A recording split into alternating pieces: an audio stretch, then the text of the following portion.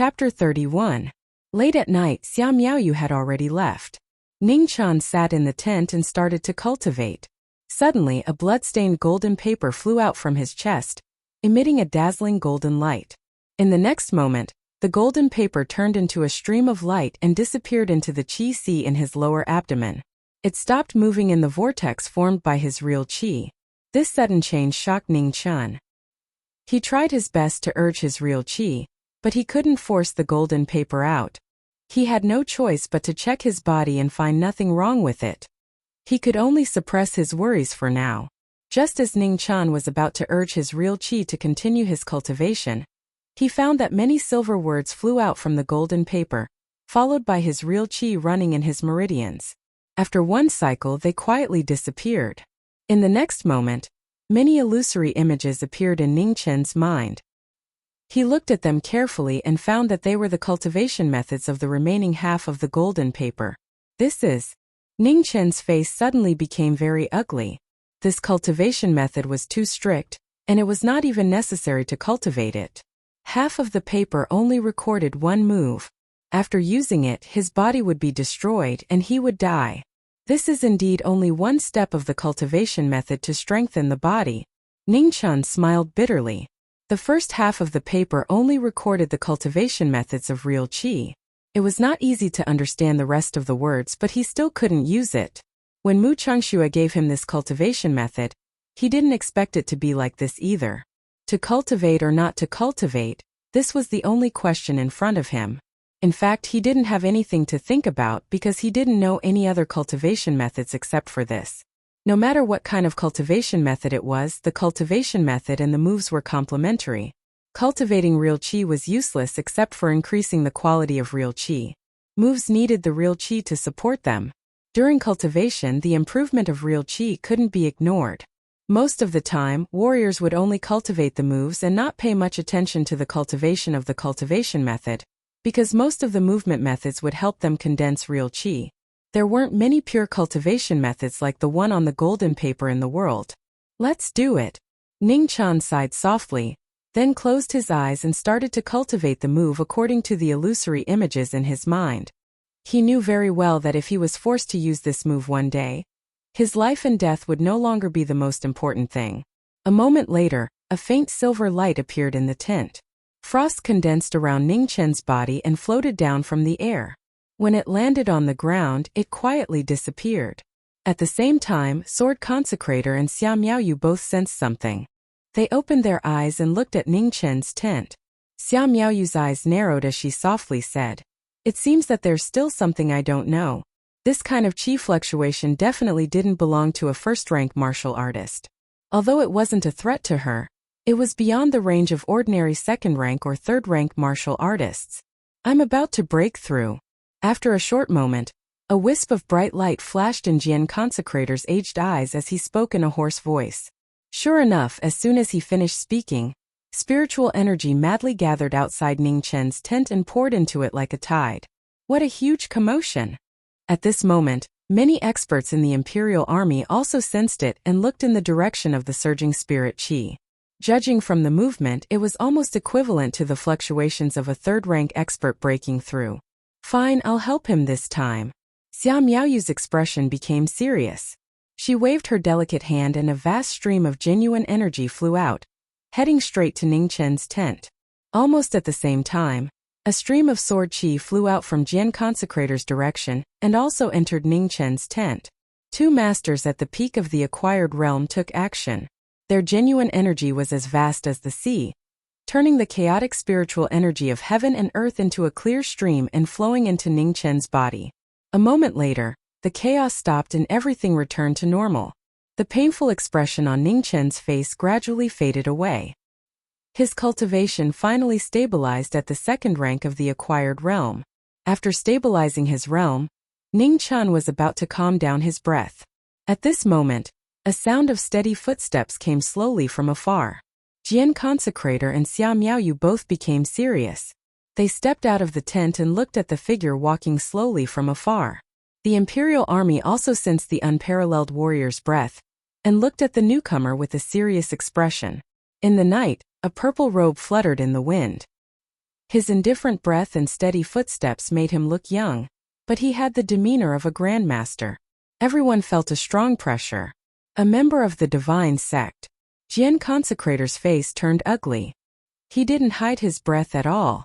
When he was young, he had met a person whose breath was almost the same as the one in front of him. The newcomer stopped and released his breath. He looked indifferent. "I'm Jun Shaoqing," he said, the most amazing name in a casual tone. "The son of God of the Eternal Night Divine Sect, the number one of the young generation, almost invincible under the acquired realm." Jian Consecrator's expression changed slightly. This was the worst-case scenario. They were both at the peak of the acquired realm, but he didn't have the confidence to stop the person in front of him. "Hand over the birth scroll and I'll let you go." Jun Shaoqing glanced around and finally fixed his eyes on Xia Miaoyu. He had sensed the breath of the life scroll for a moment. If he hadn't been so close to her, he would have missed it. "I don't have the life scroll.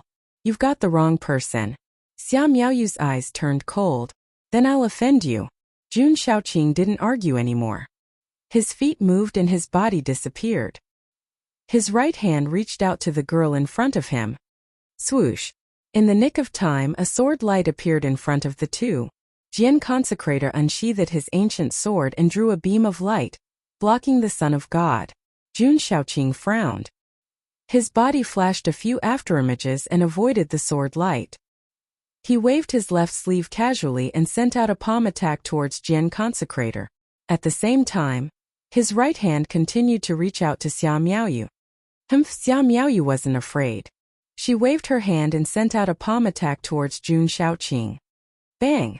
As the two palms collided, a violent gust of wind swept out. The ground beneath the two of them cracked, and gravel flew everywhere. The shocking might shocked the hearts of everyone present. On the other side, Jian Consecrator raised his sword to block the other palm attack. He took half a step back. His qi and blood were churning.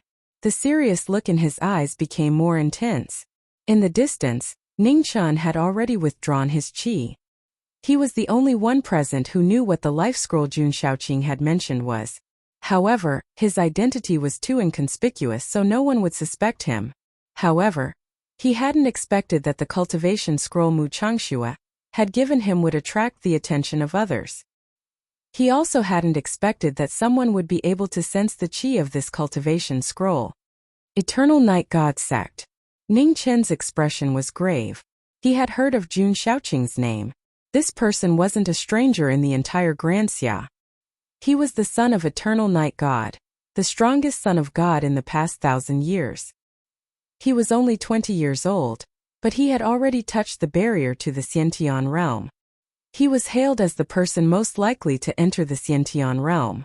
For this trip, he had asked Qing Ning about many experts in the world. Jun Shaoqing was one of them. Qing Ning had specifically told him that if he encountered Jun Shaoqing, there was only one word to use: run. Even if he knew he couldn't escape, he had to run. The strongest person under the Xiantian realm wasn't just a title. God's sons rarely left the shrine, but every time they did, they would leave behind shocking results. Experts who had never been defeated were always respected. Even the members of the Eternal Night God Sect were regarded as lifelong goals by many young people in the Grand Xia. In the blink of an eye, more than 10 moves had been exchanged on the battlefield. Jun Shaoqing was fighting 1 against 2, but he wasn't at a disadvantage. Every move he made, his vast qi suppressed everything. Xia Miaoyu and Jian Consecrator weren't ordinary people either.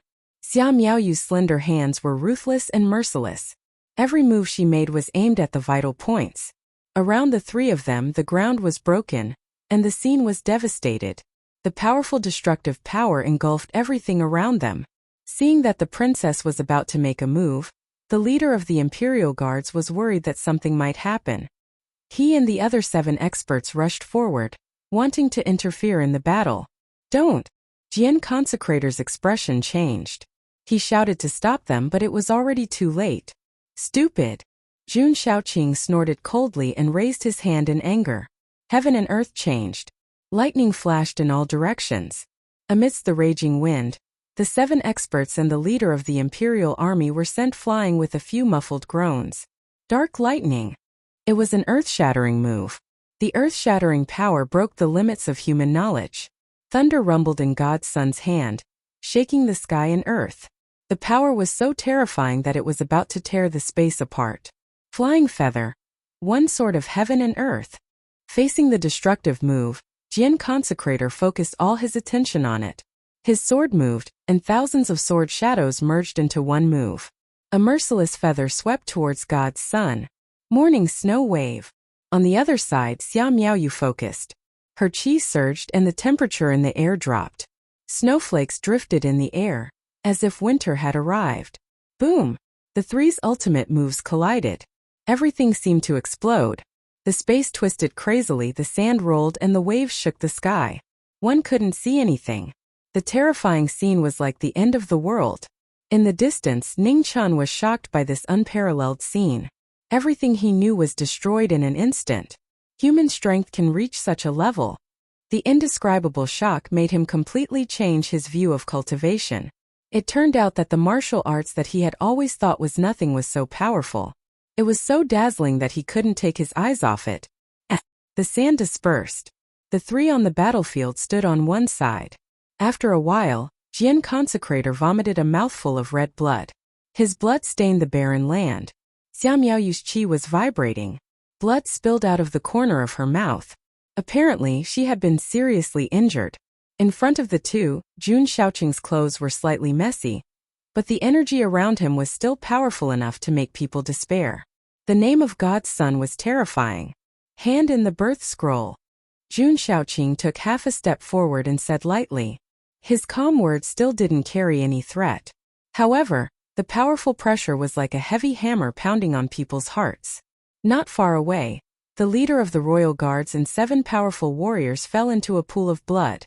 Their last bit of energy was dissipating. Can't do it. Xia Miaoyu was also irritated. She said coldly, "What a pity." Jun Shaoqing sighed softly. No one knew what he was thinking about. Then he activated his qi, wanting to end this meaningless battle. At this moment, an extremely evil and cold energy flashed in the distance.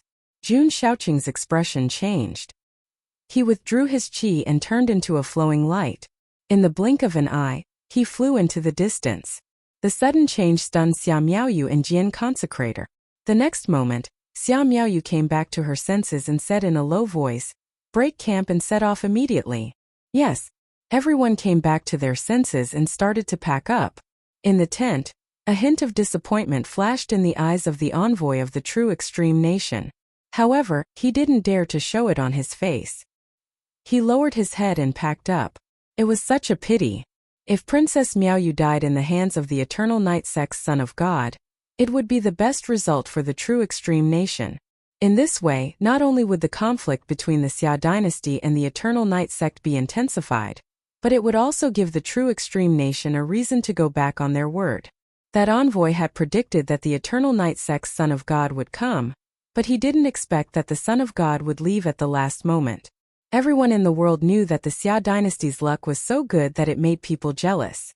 However, they didn't expect that even the princess, who wasn't related to the Xia dynasty, could be tainted with such great luck. Everyone in the world had their own luck.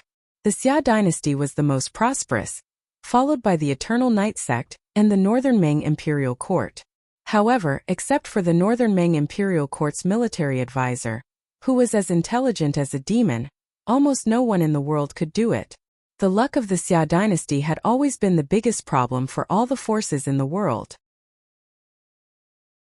Chapter 32. The carriage continued its journey under the cover of the night, the wheels squeaking. The Imperial Guards were temporarily replaced by the deputy commander, and only 400 of them remained. More than half of the eunuchs and maids had been lost. No one had expected so many things to happen in just one day. The most unacceptable thing was that they still didn't know who was behind the assassination. Even the reason why the Eternal Night Cult's Son of God would appear here was something that no one could understand. In the carriage, Sir Jian was healing with his eyes closed. Next to him, Ning Chan was leaning against the carriage, quietly digesting everything that had happened today. Compared to the assassination attempt during the day, the Son of God's appearance tonight had shocked him the most. He had experienced the terror of a martial arts master up close. It seemed that human strength was not just a legend. How is it? Sir Jian opened his eyes and looked at Ningqian, who had been silent all this time. Unbelievable, Ningqian said honestly. He had underestimated martial arts too much in the past. Whether it was because he was ignorant or because he was a frog in a well, he had never thought that martial arts could bring him such a huge impact. Jun Shaoqing, the son of God, was worthy of the title. Sir Jian nodded. In his opinion, Ningqian's performance was good enough. When he first encountered real martial arts, he was not as calm as Ningqian. He is the son of God, worthy of any praise, Sir Jian said. Then closed his eyes and continued to operate his zhenqi to heal himself. The path of martial arts needed to be walked by oneself. He could give some advice, but there was no need to say it too clearly. Ningqian thought about the old man's words carefully. It was not difficult to understand what Sir Jian meant. The greatest glory of the Son of God was not his status, but his amazing strength. In other words, Jun Shaoqing's reputation was built on battles. He had stood on the bones of countless masters. Now it was normal for him to look up to Jun Shaoqing, because the Son of God was standing too high. Thinking of this, Ningqian closed his eyes and began to cultivate silently. If he did not want to look up to Jun Shaoqing, he would have to work harder from now on. Otherwise, he would have to look up to Jun Shaoqing for the rest of his life. The change in his state of mind made Ningqian put away his casual attitude and focus on cultivating the Heart Sutras in the Life Scroll. Since Jun Shaoqing had sensed the existence of the Life Scroll, he would not give up. Although he had concealed his aura in time after breaking through this time, he might not be so lucky next time. In front of someone as strong as Jun Shaoqing, even an army of thousands would not be able to stop him. If he really wanted to keep the secret of the Life Scroll, he had to become stronger. Feeling the change in the young man in front of him, Jian Consecrator's eyes flashed with a strange light. If Ningqian was still a piece of unpolished jade before, at this moment, the unpolished jade had begun to reveal a beautiful brilliance. It was true that the most important factor on the path of martial arts was talent, but the most important thing after embarking on this path was determination and perseverance. When he was young, he wasn't very talented, but he had persevered to get to where he was today. The 5 high and mighty Xiantians in the world indeed had extraordinary talents. But then again, there were only 5 known Xiantians in the world. Most of the warriors were mediocre in talent. Ningqian didn't know that Qingning, Mu Changxue, and even Xia Miaoyu, whom he had met earlier, were all rare martial arts geniuses.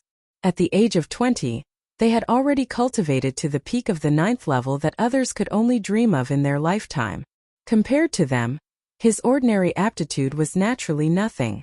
However, compared with geniuses, he was very eye-catching in the category of normal people.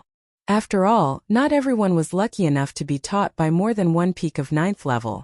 If he was in the army, he would be a master of the 2nd level of martial arts. The only drawback was that he was not good at martial arts. Of course, this also had something to do with Qingning and Mu Chengshua's unwillingness to teach him movements. Aside from these reasons, Ningqian could barely be considered a martial artist by now. Under the night sky, the bridal procession moved forward slowly. Who would have thought that nearly 1,000 people were hurrying at night just because of one person? In a procession, there were 2 peak 9th level experts, who stood at the peak of martial arts, but they still couldn't resist the sharpness of the Son of God. When the cold wind blew, it was bone-chilling. The procession didn't stop until noon of the 2nd day.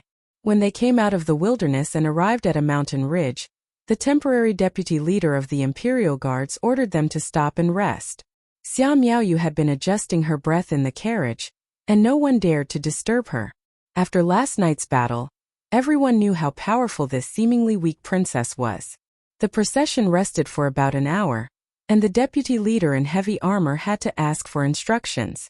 Because the road ahead was rugged, if they hurried now, they might have to camp in the mountain ridge at night. "Keep going." A pleasant voice came out from the gorgeous carriage. It was calm but unquestionable. The deputy leader cupped his hands to accept the order, and then walked to the front of the procession and ordered them to continue. Half a day later, the sky gradually darkened. The procession, tired from the journey, finally got a night's rest. Even though they were in the wilderness, no one cared. Xia Miaoyu returned to her tent early in the morning, and ordered that no one could enter without her permission. Ning Chan naturally wouldn't provoke the former. He didn't have the cheap habit of serving others as a servant. As long as Xia Miaoyu didn't summon him, he was more than happy to be idle along the way. When setting up the tent, Ning Chan deliberately put his tent closer to Jian Gongfeng's. After a bonfire rose and a simple meal of dry rations, the imperial guards, eunuchs, and palace maids who had been tired all day mostly returned to their tents to rest. Only a portion of the imperial guards who were on night watch were left to patrol to prevent attacks from assassins and wild beasts. Jian Gongfeng sat by the bonfire and didn't return to his tent to rest. The assassination and the Son of God that happened yesterday made him pay more attention. Everyone knew that this trip wouldn't be easy, but he didn't think that each person who came would be more difficult than the last. After crossing this mountain, they wouldn't be far from the city where the Marquis was stationed. Before that, he didn't want any more accidents to happen. Jian Gongfeng didn't rest, and Ning Chan didn't return to his tent either. Instead, he stayed by the old man's side and silently cultivated until midnight. Only then did he open his eyes.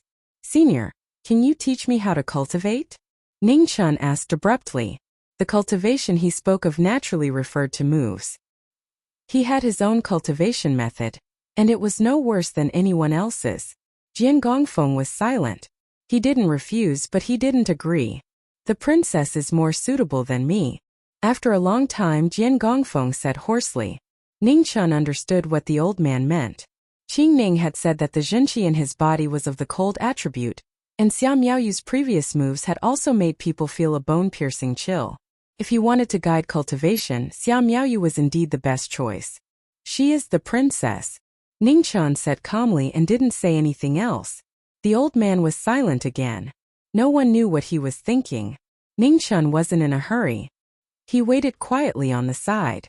Although he had only cultivated for a short time, he also knew how conservative the views of sex were on the path of martial arts. This request was somewhat rude. If it wasn't for the fact that he had no one to ask, he wouldn't have asked the old man. "One move. If you don't fall, I'll teach you one move." After about 10 breaths, Jian Gongfeng said calmly, "Thank you." There was no joy in Ning Chen's eyes. After thanking him solemnly, he immediately stood up. He knew how powerful the old man was, so there was nothing to be happy about. The old man had only given him a chance. A chance to teach him, but also a chance to refuse him. After Ning Chan stood up, the old man also stood up. Then Ning Chen's expression became even more serious. The old man's behavior showed that he wouldn't go easy on him. One move for another. It was fair and just, but it wasn't fair at all. The night wind was very cold.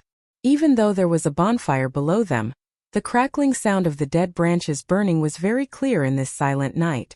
The imperial guards on night watch nearby seemed to have sensed something and looked over. In the moment of this watch, Jian Gongfeng's sword moved. No one could see how he unsheathed it. When everyone came to their senses, the sword had already left the sheath. A sword without competition and without desire. It came without warning. It didn't carry a trace of genuine qi, and it didn't require any genuine qi. This was the only chance he gave Ning Chan. If the genuine qi of a peak rank 9 powerhouse moved, everything within a radius of 10 feet would be cut open. This was no longer a chance. Therefore, this unfair battle appeared to be very fair. The true meaning of the sword was only fast, accurate, and focused. Jian Gongfeng's sword was fast, accurate, and focused. Originally, Ning Chan didn't have a chance to dodge. However, after Ning Chan came to this world, he developed a fearful and cautious personality. Especially when facing his eldest grandson, he would subconsciously take half a step back every time. Today, when facing Jian Gongfeng, he also subconsciously took half a step back. However, he wasn't Jian Gongfeng. His half step back wasn't accurate enough. Therefore, Jian Gongfeng's sword wasn't accurate enough. The sword entered his body and he took a few steps back. Ning Chan endured the pain and used the movement technique that Qing Ning taught him to take another 3 steps back. The sword still pierced his body. Ning Chan still didn't dodge. However, he didn't need to dodge. He didn't faint. Every time he fell, it was a victory. "From tonight onwards, I'll teach you how to use the sword." The sword consecrator pulled out his sword and sealed Ning Chen's wound with a finger. Soon after, he said indifferently, "Thank you, senior." Ningchen covered his chest and coughed lightly. No need to thank me. You won this yourself. As he spoke, Jian Gongfeng sat cross-legged beside the bonfire. He placed the sword on his knees again and closed his eyes to rest. Ningchen also sat aside and began to adjust his breath. The old man's sword didn't have any killing intent. The wound wasn't deep. Compared to the sword wound, the arrow yesterday was more serious. After another 2 hours, the old man opened his eyes. Ningchen also woke up at the same time. Go and swing the sword. Practice until I tell you to stop. Jian Gongfeng moved his hand and a black iron sword flew from the carriage not far away. It landed in front of Ningchen with a clang. Yes. Ningchen picked up the sword and walked to the side. He swung it again and again. Jian Gongfeng's expression didn't change. He closed his eyes again. Ningchen didn't ask. He focused on swinging the sword in his hand. Once, twice it was a simple swing. It was so simple that anyone could do it. However, after Ningchen swung the sword for a long time, he realized that swinging the sword was really difficult. No 2 swings of the sword could reach the same trajectory. No 2 swings of the sword could reach the same strength. Ningchen swung the sword for an entire night. He almost couldn't feel his arm, but he still stubbornly persisted. After dawn, the group hurried on their journey. Ningchen practiced swinging the sword while walking. The zhenqi in his body came into effect at this time. At least, it could relieve the soreness in his arm. Tonight, practice thrusting the sword. When night fell, Jian Gongfeng spoke again. He still didn't teach Ningchen any moves. Instead, he changed the way he practiced from swinging to thrusting. Ningchen nodded and then silently practiced. He didn't ask for the reason or the result. The mountain road was much more difficult to travel than everyone imagined. The wedding group carried too many things. It was difficult for carriages to travel, but it was also impossible to travel without carriages. Therefore, the speed of the journey slowed down. It took them 3 days to complete what should have been a day's journey. In these 3 days, Ningchen didn't learn any moves. He only learned swinging and thrusting. Chapter 33. In the monotonous and boring 3 days, Ningchen had gained more than all the other days combined. He didn't notice that since his cultivation had reached level 2, his injuries had healed much faster than before. After the treatment of the magical golden sore medicine from the palace, the arrow wound on his left chest near his shoulder was no longer so painful. The sword wound from the old man was no longer a big deal. In fact, he had always been curious about what the golden sore medicine from the palace was made of, but he had never had the chance to ask. Of course, besides the golden sore medicine from the palace of Great Xia, the main reason was that he used the right hand to wield the sword and his wounds were all on the left. Otherwise, even the best medicine wouldn't be able to withstand his torment. Xia Miaoyu, Sir Jian, and even the 400 imperial guards all saw Ningchen's method and progress, but no one disturbed him. Diligent, stupid, this was Xia Miaoyu's evaluation. Diligent, barely. Sir Jian had a slightly different opinion. Diligent, very diligent, this was what most of the imperial guards thought. Xia Miaoyu was a martial arts genius, so she naturally didn't think highly of Ningchen's progress. Sir Jian wasn't a genius. He believed that diligence could make up for his lack of talent, so he could barely accept Ningchen's progress. Most of the imperial guards couldn't see it, so they were basically just watching. However, no one could deny that Ningchen was diligent, very diligent, very diligent. On the 3rd night, Sir Jian picked up the ancient sword and took Ningchen far away from the team's tent. When they came back, it was already past midnight. Ningchen sat on the ground to regulate his breathing. His face was frighteningly pale. For the first time, Sir Jian went back to his tent to rest. His old face couldn't hide the tiredness. Fortunately, nothing happened that night. No one knew where Sir Jian and Ningchen went or what they did. The only 2 people who knew went back to regulate their breathing after they came back that night. Their faces were terrible. On the 4th day, they finally saw hope after an endless journey. Standing on the mountain road and looking into the distance, they saw a city sitting on the vast land. Everyone's spirits were immediately lifted. That was the Mountain Gate Pass, the city guarded by Marquis Bai, one of the 10 marquises of Great Xia.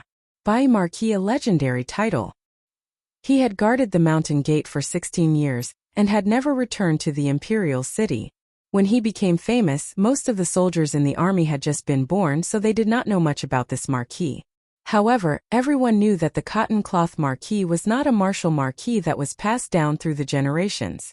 Instead, he had climbed up step by step from a commoner.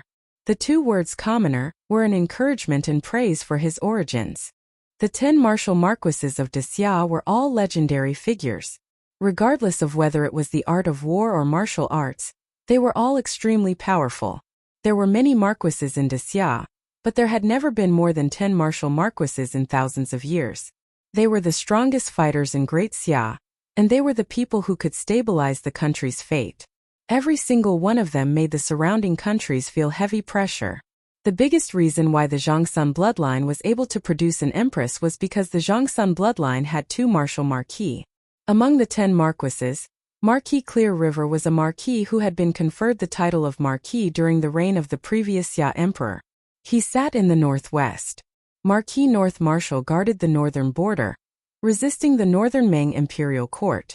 Marquis Cloth guarded the northeast, threatening the true extreme country. And in the west, which was the most difficult place to deal with, the Marquis of the Bloody Robe stood alone, preventing the eternal night cult from easily invading. In the southwest, due to the existence of the Dui Temple and the terrifying abbot of the Dui Temple, Wuxia also had a martial marquis in charge. In the south, the barbarians ran amok, occasionally invading. 7 years ago, Wuxia sent Marquis Jiu to suppress them, causing the barbarians in the south to disappear without a trace. In the southeast, a martial marquis of Wuxia was also in charge. He wanted to intimidate a country that was even more shameless than the true extreme country. As for why Wuxia also sent a martial marquis in charge in the relatively peaceful east, very few people knew. 8 of Wuxia's 10 martial marquises had been in charge for a long time, except for 2. One was Marquis Taiping, who had been conferred the title of Marquis for a short time, and the other was Wuxia's war god, Marquis Triumphant Return. The 2 words Triumphant Return only represented the simplest 4 words. Invincible. The 10 martial marquises were the symbol of Wuxia's invincibility, and were the hope of Wuxia's subjects. Therefore, when the wedding procession saw the mountain gate pass in the distance, their depressed mood immediately relaxed. However, they seemed to have forgotten that they were still on the mountain path. The mountain gate pass seemed very close, but it was actually very far away. The rising sun was always very bright and gentle, causing people to unconsciously relax and even lower their vigilance. They had forgotten that they had been hurrying day and night because they were actually hiding from one person. Under the rising sun, when the crowd returned to the mountain gate pass, they discovered that the demon in their eyes, the Son of God, was slowly walking towards them. It had to be said that Jun Shaoqing was very worthy of the name Son of God. Especially at this time, when the morning sun behind him was emitting a dazzling light, step by step, it was as if the King of Gods had descended, causing everyone present to feel suffocated. What was despair? Despair was when you were about to see hope, only to find that hope was so far away. After more than 10 days of rushing, the wedding procession was originally about to reach the safest place, but at the closest place, they encountered an obstacle that they could not cross. The emissary of the true extreme kingdom smiled brightly, but there was a trace of perverted cruelty in his smile. He hoped that the Son of God would kill everyone, even if he had to be killed as well.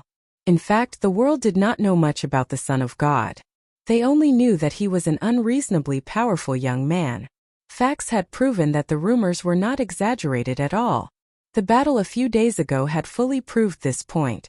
A person who had not reached the natural realm could actually cause changes in the world, and use the power of heaven and earth to a very terrifying extent. There were even rumors in the world that the Son of God of this generation might have the legendary divine body of eternal night. This was a terrifying possibility. But no matter whether it was true or not, the Son of God of this generation was undeniably powerful. An expert at the peak of the 9th level could only be dealt with by someone at the peak of the 9th level. Xia Miaoyu and Jian Gongfeng were the only ones in the wedding procession who were qualified to contend with him. However, the most unfortunate thing was that after last night, the sword in Jian Gongfeng's hand was not in peak condition. The mountain path was rugged. The procession came from the north and the south. Not far from the west was a cliff, so there was no chance for them to run. If they fell, maybe Xia Miaoyu and Jian Gongfeng could survive, but the others would definitely die. On the mountain path that was not very wide, the most powerful enemy had come. Jun Shaoqing's calm and indifferent eyes were fixed on Xia Miaoyu. He was only here for the life scroll and had no interest in the others. Xia Miaoyu's eyes met his without backing down. No matter whether she was the princess or the princess of the Xia kingdom, she had no reason to back down. The Xia kingdom had been invincible for thousands of years. Therefore, the people of the Xia kingdom were proud, from the civilians to the ministers. The three of them were speechless. They confronted each other for a moment and no one said anything. Perhaps this was what it meant to not say anything when there was no agreement. In the end, Jian Gongfeng's sword moved first. Among the three of them, he was now the weakest. Therefore, he had to create an opportunity for the princess. The sword of innocence was extremely fast. Even the space did not have time to react before it was cut open by this extremely fast sword. Ning Chen's pupil shrank. He had once taken a sword attack from the elder. Compared to this, the one he took was too insignificant. However, this seemingly invincible sword attack was caught by 2 fingers.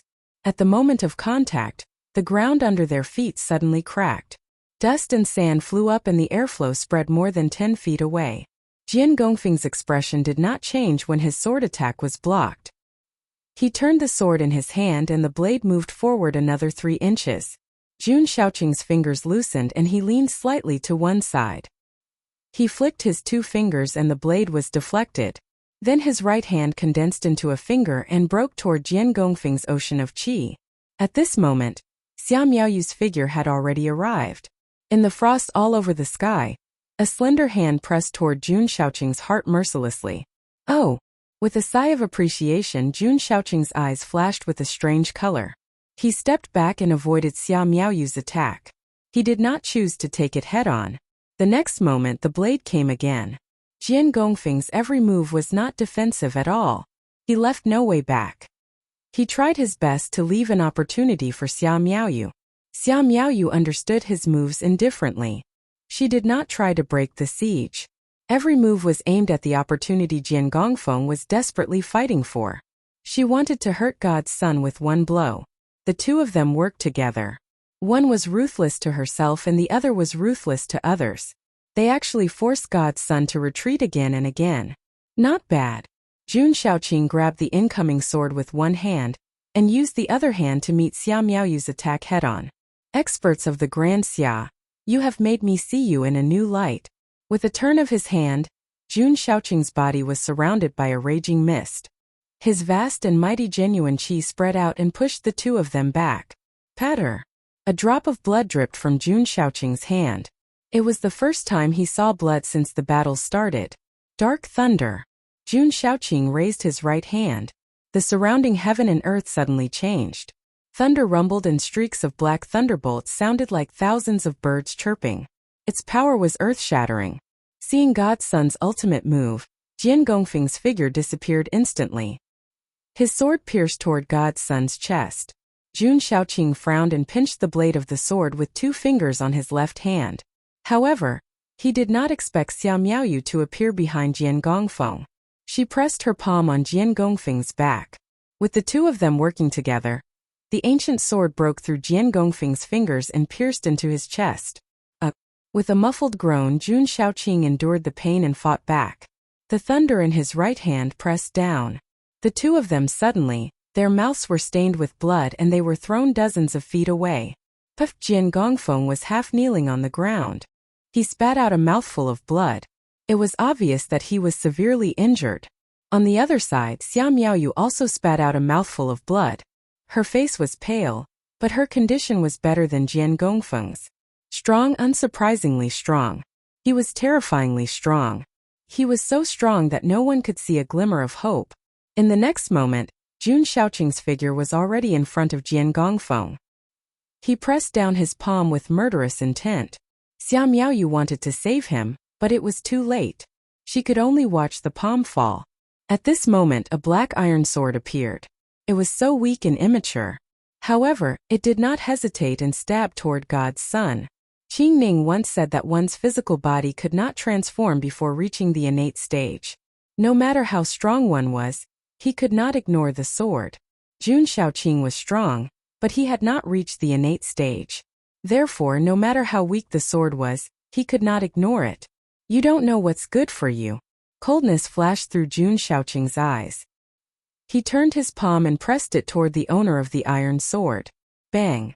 In the midst of blood, the iron sword was shattered. The owner of the iron sword was thrown dozens of feet away. However, it was a cliff 10 feet away. At this moment, Xia Miaoyu had already reached Jian Gongfeng's side. In a flash, she retreated 10 steps away. Ning Chun, who was still in the air, saw this scene. He smiled with satisfaction. His smile was bright and stained with blood, like a blooming peony. He had repaid the old man's kindness. Jian Gongfeng, who was saved by Xia Miaoyu, saw the figure falling from the sky like a kite with a broken string. His old eyes shrunk. He felt as if his heart was being squeezed by something. He felt so depressed that he could not breathe. No. Jian Gongfeng reached out his hand to grab it. Under the shock of his mind, he spat out another mouthful of blood. However, he was powerless to stop it. Chapter 34. Ning Chun, who had fallen off the cliff, had shocked everyone. However, after the shock, they had no choice but to face reality again. The Son of God was still standing there unscathed. Of course, it could not be said that he was unscathed. Jun Shaoqing had more or less suffered some injuries, but these injuries did not seem to be of much use. Suddenly, the void trembled slightly, and a figure covered in black clothes appeared beside Jun Shaoqing, along with a green longsword. The Dark Dragon Guard, who had been hiding in the dark under the orders of Emperor Xia, could no longer remain silent. He unsheathed his sword and rushed towards the Son of God. A person who hides his head and shows his tail. How shameless! Jun Shaoqing's eyes flashed with coldness. He took 10 steps forward, and with a single step his afterimages moved continuously. He pointed his finger with the power to break through 1,000 soldiers. The Dark Dragon Guard's sneak attack failed. He raised his sword to block, but he felt a huge force coming from it. The sword in his hand cracked, and with a bang, the force penetrated the sword and pointed at his dantian. Pooh! The violent force instantly heavily injured the Dark Dragon Guard's dantian. The rotating dantian also collapsed. It was difficult to raise his cultivation for a while. The three of them were heavily injured and could not block the Son of God's attack. Everyone was in despair. At this moment, a tyrannical saber chi swept over from the horizon, cutting through the 9 heavens and slashing between the Son of God and everyone else. With a boom, a huge crack appeared between the broken cliff, separating the Son of God from everyone else. Son of God, this is not a place where you should appear. Please leave. A calm voice came from the horizon. The Marquis of Wuxia. Jun Shaoqing's eyes narrowed. In this place, only the legendary Marquis of Cotton could have such strength. The powerful saber chi emitted a shocking pressure. Even the 4 experts above the 9th rank felt an irresistible might. The Marquis of Wuxia's saber chi had already surpassed the postnatal realm, leaving everyone else in the dust. Half-step Xiantian. Jun Shaoqing softly spat out 4 words.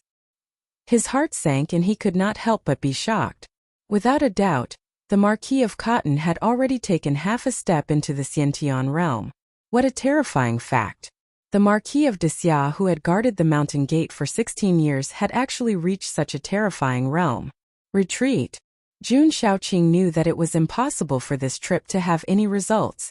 Although he was not afraid, he would not choose to fight with a martial Marquis of the half-step Xiantian realm at this time. Jun Shaoqing calmly glanced at the princess of the great Xia dynasty not far away and frowned again. Then, his figure flashed a few times and disappeared in the blink of an eye. It seemed like he had to return to the temple once more. According to the Yongye scripture, the scroll of life was hidden deep within the Xin Empire 1,000 years ago. After the Xin Empire was destroyed by the great Xia, the scroll of life was nowhere to be found. He originally thought that the scroll of life had been taken away by the surviving descendants of the Xin Empire, but it seemed like that was not the case. This trip was not in vain. The heavenly tomes of the divine sect had been wandering outside for too long. It was time to take them back one by one. The letter from the northern Ming royal court was too coincidental. She shouldn't have known about the scroll of life, but why was it so coincidental? No matter what, that woman's wisdom was too frightening. She single-handedly controlled the farce between the true extreme nation and the great Xia. Unfortunately, man's calculations were not as good as God's. There was a person who stirred up the situation. But no matter what, the Northern Ming royal court did not suffer any losses. The foolish king of the true extreme nation could not resist the temptation of benefits and chose to believe that woman's words. In the end, he lost everything. It was impossible to deliver 20,000 warhorses in a short period of time. No matter how fast it would take nearly half a year. Half a year was not long, but many things could happen. After Jun Shaoqing left, the powerful aura of the Bai Marquis also retreated. He did not say another word. At the edge of the cliff, the three experts above the 9th rank were in a sorry state. The Dark Dragon Guard who appeared later was the most seriously injured. His Dantian and Sea of Qi were almost destroyed by the Son of God. It was impossible for him to recover in a short period of time. Xia Miaoyu was better. Although the princess of the Great Xia dynasty was still young, there was still a difference between a martial arts genius and an ordinary person. In terms of foundation, she was the strongest of the three. The sword consecrator had vomited blood many times. He should have needed to rest and recuperate, but this stubborn old man said goodbye to Xia Miaoyu. Xia Miaoyu knew what the sword consecrator was going to do, and did not stop him. She just took out 2 elixirs and handed them to the latter. They were very precious elixirs. One was to heal his injuries. As for the other, she hoped it could still be used. The sword consecrator took one of the elixirs and immediately jumped down the cliff in front of the shocked eyes of the crowd. Lunatic! The Dark Dragon Guard coughed up a mouthful of blood and said sarcastically. Xia Miaoyu glanced at the Dark Dragon Guard, and a faint sneer flashed through her eyes. She knew better than anyone why there was a Dark Dragon Guard following them. Emperor Xia of the Heavenly Mandate Palace of the Great Xia dynasty was far from being as mediocre as the world thought. In fact, it was not difficult to understand. How could a mediocre person sit on the most powerful dragon throne in the world in the Heavenly Mandate Palace? The group continued on their way. The tired crowd knew that the road was safe. After all, in the distant pass, there was a Marquis of the Great Xia dynasty watching over here. There should not be any more blind people coming to seek death. In the middle of the group, the envoy of the true extreme country lowered his head even more. His expression changed again and again. He had never thought that the Marquis of the Great Xia dynasty, who had been blocking the way south of the true extreme country, would be so powerful. It was ridiculous that they had sent people to constantly spy on the Marquis. It was hard to imagine what price the true extreme country would have to pay if the Marquis of the Great Xia dynasty was really angry. The group of people each had their own ulterior motives. Without saying a word, they slowly walked toward the distant mountain gate. Only the side of the cliff, the devastated land and the blood that could be seen everywhere showed the horror of the previous battle. Between the cliffs, the cold wind whistled, and an old figure fell quickly. After jumping off the cliff, the sword in the hand of the sword consecrator became the only thing that could save his life. On the ground, he was a warrior at the peak of the 9th level. But in this cliff, he was a mortal struggling to survive. In the world, other than the existence above the Xiantian realm, no one could safely face this cliff. The sword in his hand was given to him by a marquis. Most people in the palace only knew that he was the sword consecrator. But his real surname was Bai, and his name was Wu. Very few people knew that the surname Bai was actually a servant surname of the Zhongsun family, a long time ago. He had been in the palace for more than 30 years. At that time, the previous Emperor Xia had just succeeded the throne. So, very few people knew about his relationship with the Zhongsun family. The sword in his hand was given to him by the head of the Zhongsun family, Marquis Qinghe. When he was conferred the title of Marquis, this sword was very important to him. But now he could not care less about it. The body of the sword collided with the protruding rocks of the cliff again and again, bursting out large amounts of gravel and sparks. This ancient sword that had accompanied him for more than 30 years had gradually collapsed due to the intense friction. The ancient sword seemed to have a spirit. It began to tremble violently. The cliff was so high that even if the ancient sword was sturdy, it could not withstand the violent impact. Sure enough, when the sword consecrator was close to the ground, there was a crisp bang, and the sword shattered into pieces that scattered in all directions. A wisp of sorrow flashed through the sword consecrator's eyes. He stomped his feet and landed safely on the ground. The sword consecrator buried the ancient sword's hilt into the yellow soil at the bottom of the cliff. He said with a hoarse voice, "If you have a spirit, please protect him so that he is still alive." The Son of God's palm strike sent Ningchen flying more than 300 feet. The place where he landed was definitely not where he was. According to the trajectory of Ningchen's fall, he still had to walk a long distance. The bottom of the cliff was a very lush place. The ancient trees reached into the clouds. There were wild beasts everywhere. The sword consecrator walked for a long time, but he still could not find any trace of Ningchen. Chirp! But he heard a deep whistle from the ninth heaven. A huge black shadow flew across the sky and headed towards the west. The sword consecrator raised his head and took a look. He did not pay much attention to it. About half an hour later, the sword consecrator looked around the place where Ningchen was most likely to land, but he still could not find any trace of the latter. The inconceivable situation caused the sword consecrator to feel extremely uneasy. Suddenly, his heart flashed, and his expression changed drastically. He stomped his feet and flew towards the west. How fast was a ninth-grade peak stage martial artist traveling at all costs? Perhaps not many people in the world knew. But in the lush ancient forest, a green figure turned into a stream of light and flashed past. It was so fast that even the naked eye could not follow it. Chirp! A quarter of an hour later, the deep whistle sounded again. The sword consecrator stomped his feet and leaped up. He was like a huge green sword that cut through the void. He slashed the huge shadow that covered the sky. Crash! In the midst of a mournful long whistle, the sky was filled with blood like rain. The black shadow was split into two and fell down with a loud bang. The sword consecrator moved his body and caught Ningchen in the rain of blood. After a careful examination, he could not help but feel sad. His meridians were shattered, his leg bones were all broken, and his breath was so weak that it was on the last breath. He could fall asleep forever at any time. The sword consecrator took out the elixir that Princess Miao Yu gave him and fed it to Ningchen. Then he stomped his feet and hurried towards the southwest. It was not impossible for a ninth-grade master to survive 1,000 miles of river tomb in one day. The wedding procession traveled for nearly half a month. The sword consecrator rushed back in one day. A day later, he appeared outside the palace of the Xia dynasty covered in dust.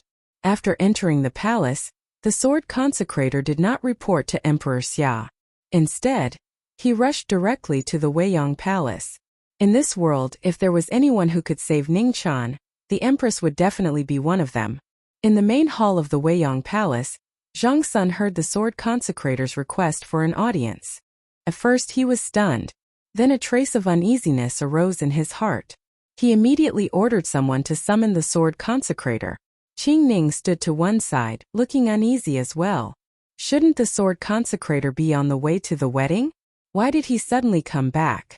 And why did he come to the Weiyang Palace? The next moment, seeing the sword consecrator's clothes stained with blood and covered in dust, both Qing Ning and Zhang Sun's expressions changed. Empress! The sword consecrator knelt down and put Ningchen down. He lowered his head and said, "Please save him, Empress."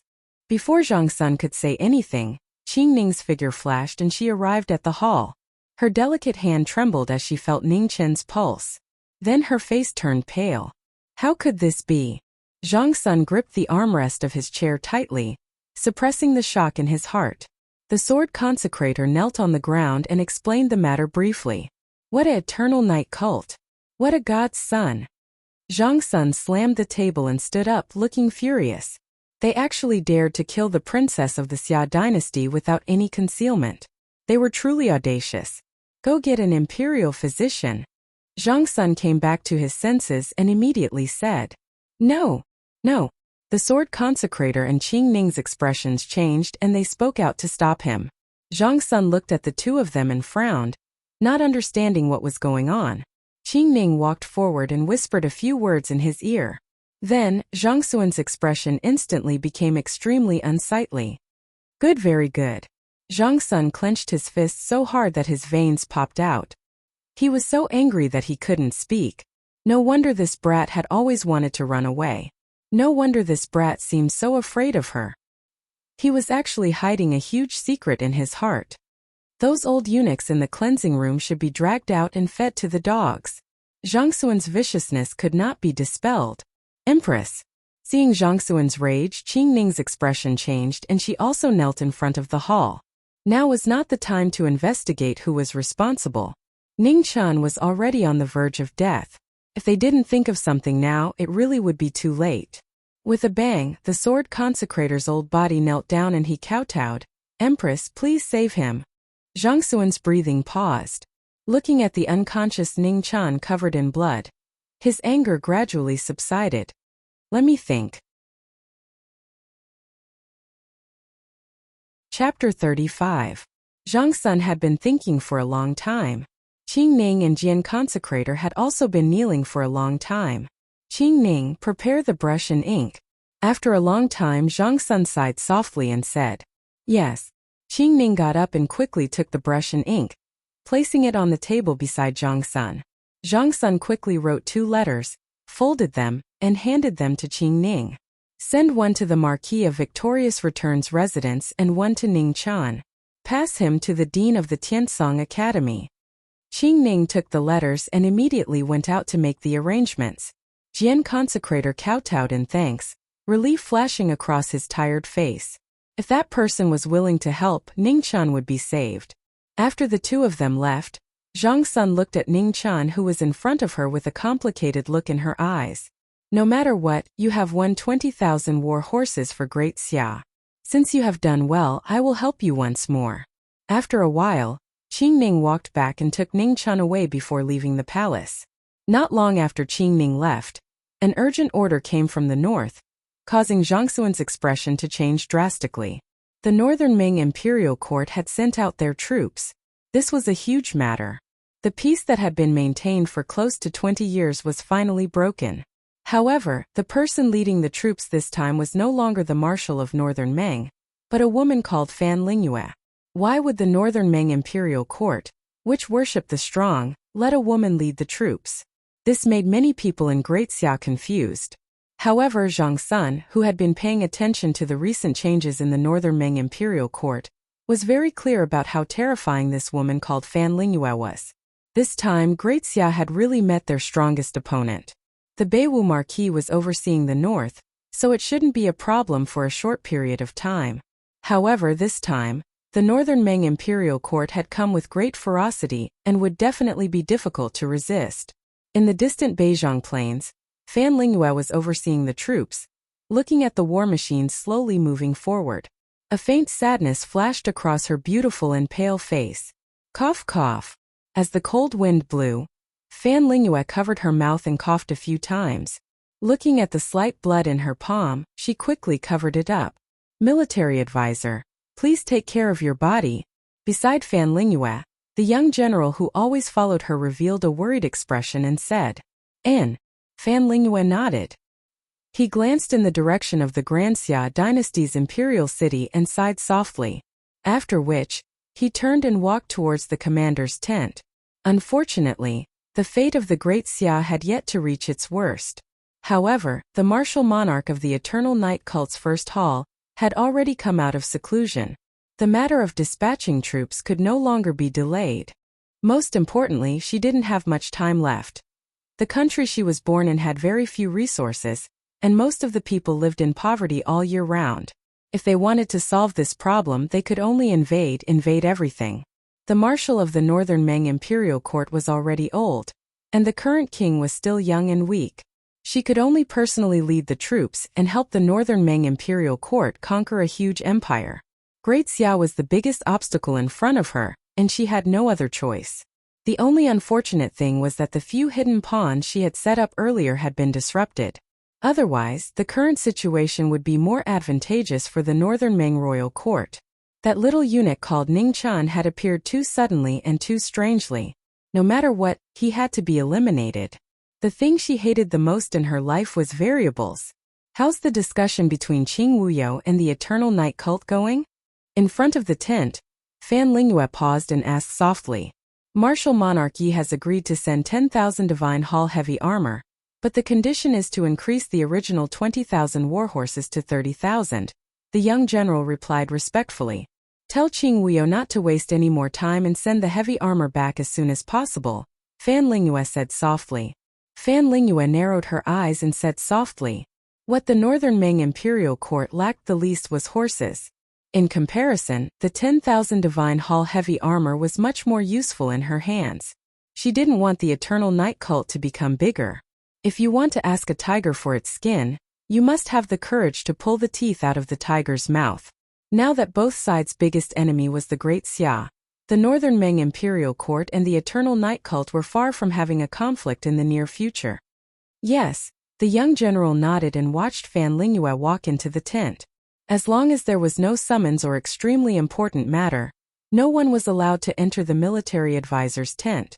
This was a rule set by the military advisor. Inside the tent, coughs could be heard from time to time. It was light but so clear. While the Northern Ming Imperial Court was mobilizing their troops, the number 1 shrine of Evernight Continent was situated on a stone staircase to the west of Grand Xia.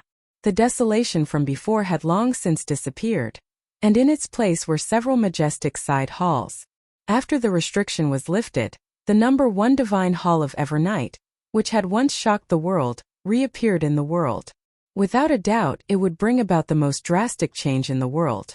In the number 1 Divine Hall, which was guarded by many Divine Halls, a tall figure sat on the throne, looking into the distance with a disdainful gaze.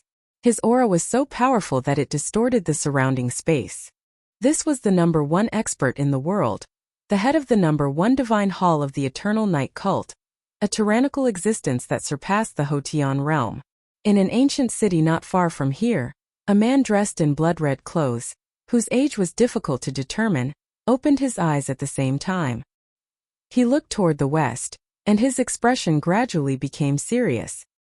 He knew that the martial monarch of the Eternal Night Cult was about to go to war. The martial monarchs of the Eternal Night Cult were all brave and battle-hungry people. Once they came out of seclusion, the flames of war would definitely rise.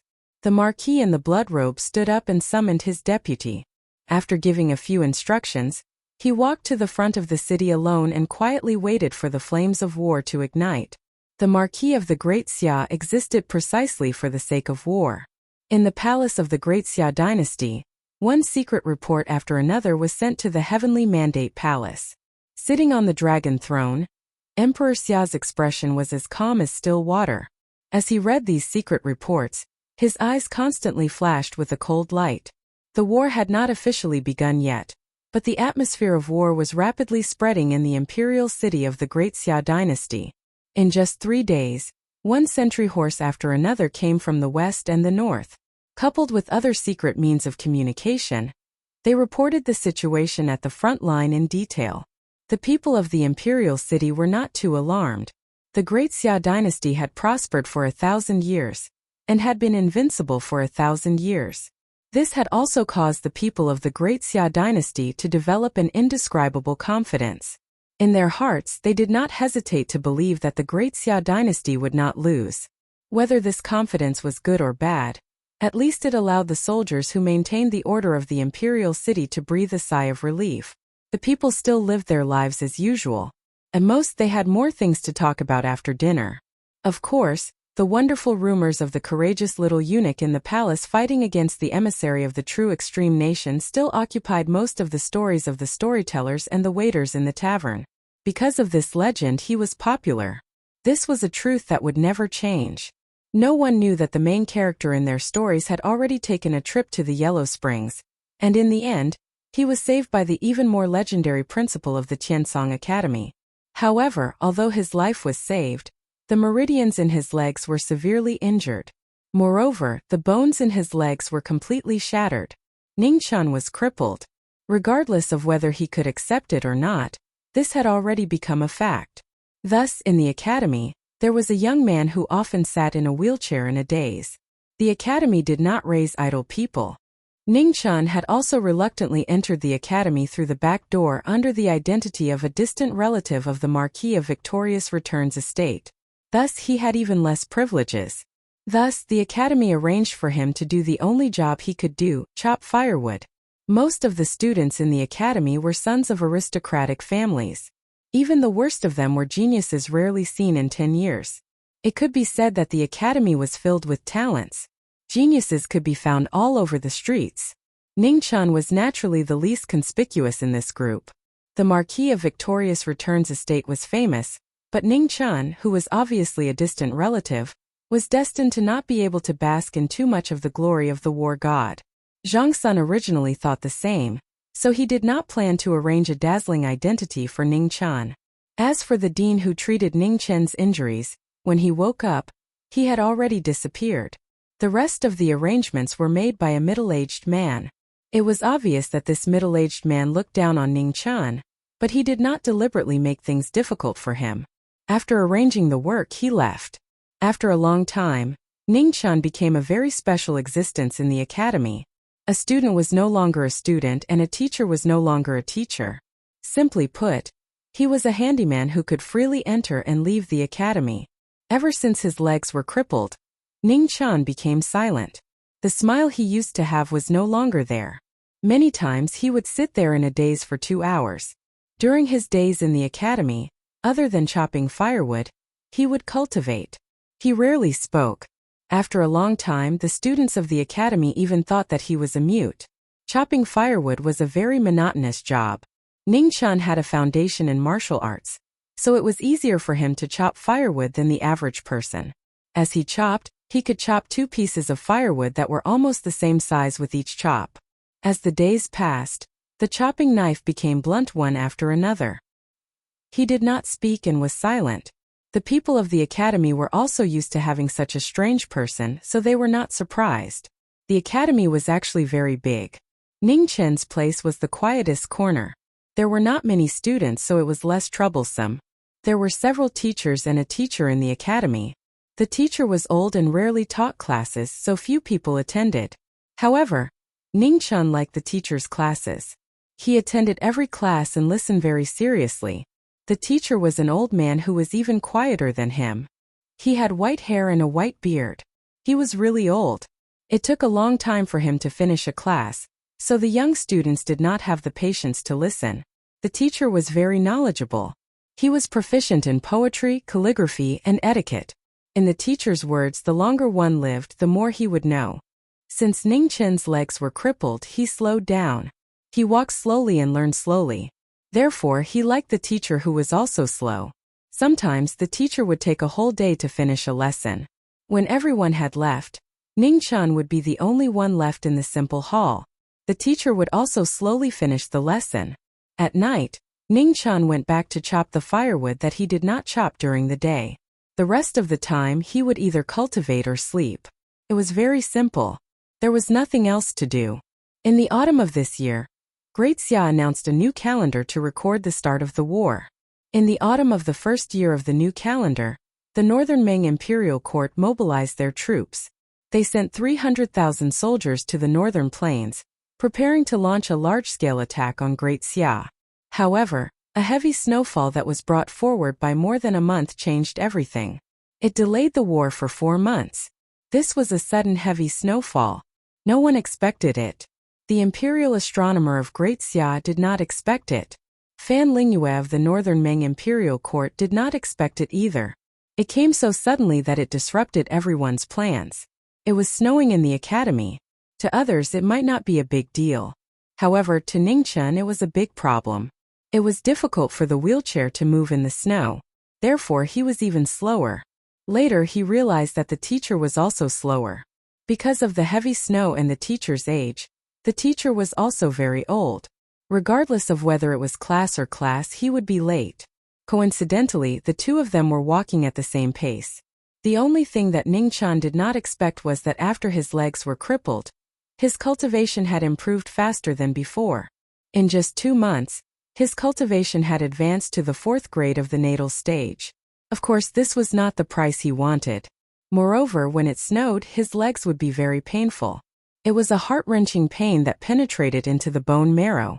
It was a pain that made one hover between life and death. From this day onwards, Ningchen started to dislike the snow. However, things did not go as he wished. The snow had no intention of stopping. It continued to fall intermittently for more than a month and still did not clear up. The annual end-of-year assessment of the academy arrived in the midst of the snowstorm. Ningqian was not a student and did not need to take the examination. However, he was forced to work by a teacher. The teacher was old. Naturally, he could not invigilate the examination. Therefore, Ningqian was forced to invigilate the teacher's classes. Moreover, this was the teacher's request. Ningqian thus became the first teacher to invigilate the examination since the establishment of the academy. Fortunately, there were not many students who chose to attend the teacher's classes. Invigilating the examination did not seem difficult. Chapter 36. Ningqian thought too simply. Not only did he think things were simple, but he also thought the students of the academy were simple. He did not expect that there would be people who cheated in this era. There were 4 people who cheated, and one of them was a cute and petite female student. If it was in the past, Ningqian might have turned a blind eye to it. However, it was snowing today and he was in a bad mood. He was tired of the piercing pain in his leg. He turned his head to look at the snow outside. In the end, he could not convince himself to pretend that he did not see it. The wheelchair creaked. The students who were still answering the questions looked up and saw Ningqian walk to the nearest female student. Ningqian did not say anything. He stretched his hand in front of the female student, hoping that she would hand it over herself. Lin Wanner frowned and looked at the hand. She raised her head and smiled brightly. However, she had no intention of handing it over. The two of them looked at each other for a long time. Ningqian still stretched out his hand calmly and stubbornly. He had no intention of backing down. Here. Lin Wanner's face changed again and again. Finally, she chose to give in temporarily and put the note in Ningqian's hand. Ningqian nodded slightly and took the note. He squeezed it gently and the note turned into scraps of paper. He then threw them into the wooden bucket beside him. In the same process, Ningqian took away the cheating tools of the other 3 people. There was a writing brush with words, an inkstone with a hidden compartment, and another with the answers sewn on their clothes. Ningqian did not show any mercy. He even watched as the last person tore the answers off their clothes. The academy's punishment for cheating was very severe. Therefore, the 3 people did not dare to resist. Ningqian did not intend to leave the evidence behind. He squeezed the writing brush, inkstone and cloth into scraps and threw them into the wooden bucket. Everyone's eyelids twitched when they saw this. They realized that this seemingly lukewarm Mr. Acting principal was not as easy to deal with as they thought. Although there were people who practiced martial arts among them, they could not crush the hard inkstone and soft cloth into scraps like the Mr. Acting principal in front of them. For the rest of the time, everyone was calm. Just when Ningqian thought that nothing would happen and closed his eyes to rest, the petite and cute female student surprised him again. Ningqian opened his eyes quietly and looked at Lin Wanner. He then squeezed his hand and the note in the latter's hand flew to him. "There will be no next time," Ningqian said calmly. Lin Wanner's small face was filled with anger. Everyone else in the hall was also shocked. This was the first time in 2 months that they had seen Ningqian speak. "My grandfather is the dean." Lin Wanner slammed the table like an enraged little lion. The students in the hall were scared, but Ningqian smiled. What a familiar phrase. Who would have thought that the same thing would happen in every era? "I am the invigilator." Ningqian pointed at the wooden token on his chest and said, "You're just acting." Lin Wanner was unconvinced. "Then I'm also your invigilator," Ningqian said calmly. "You." Lin Wanner was not convinced, but she did not refute. In the examination hall, the invigilator had the highest authority. This was the rule of the academy. Seeing Lin Wanner sitting there sulking, Ningqian didn't want to provoke her any further. During the exam, he was their invigilator. After the exam, no one would know each other, so there was no need for them to interact too much. This exam tested the Confucian poetry, calligraphy, and etiquette. It was not easy. The teacher gave few questions, but they were all very difficult. Not many people present could answer all of them.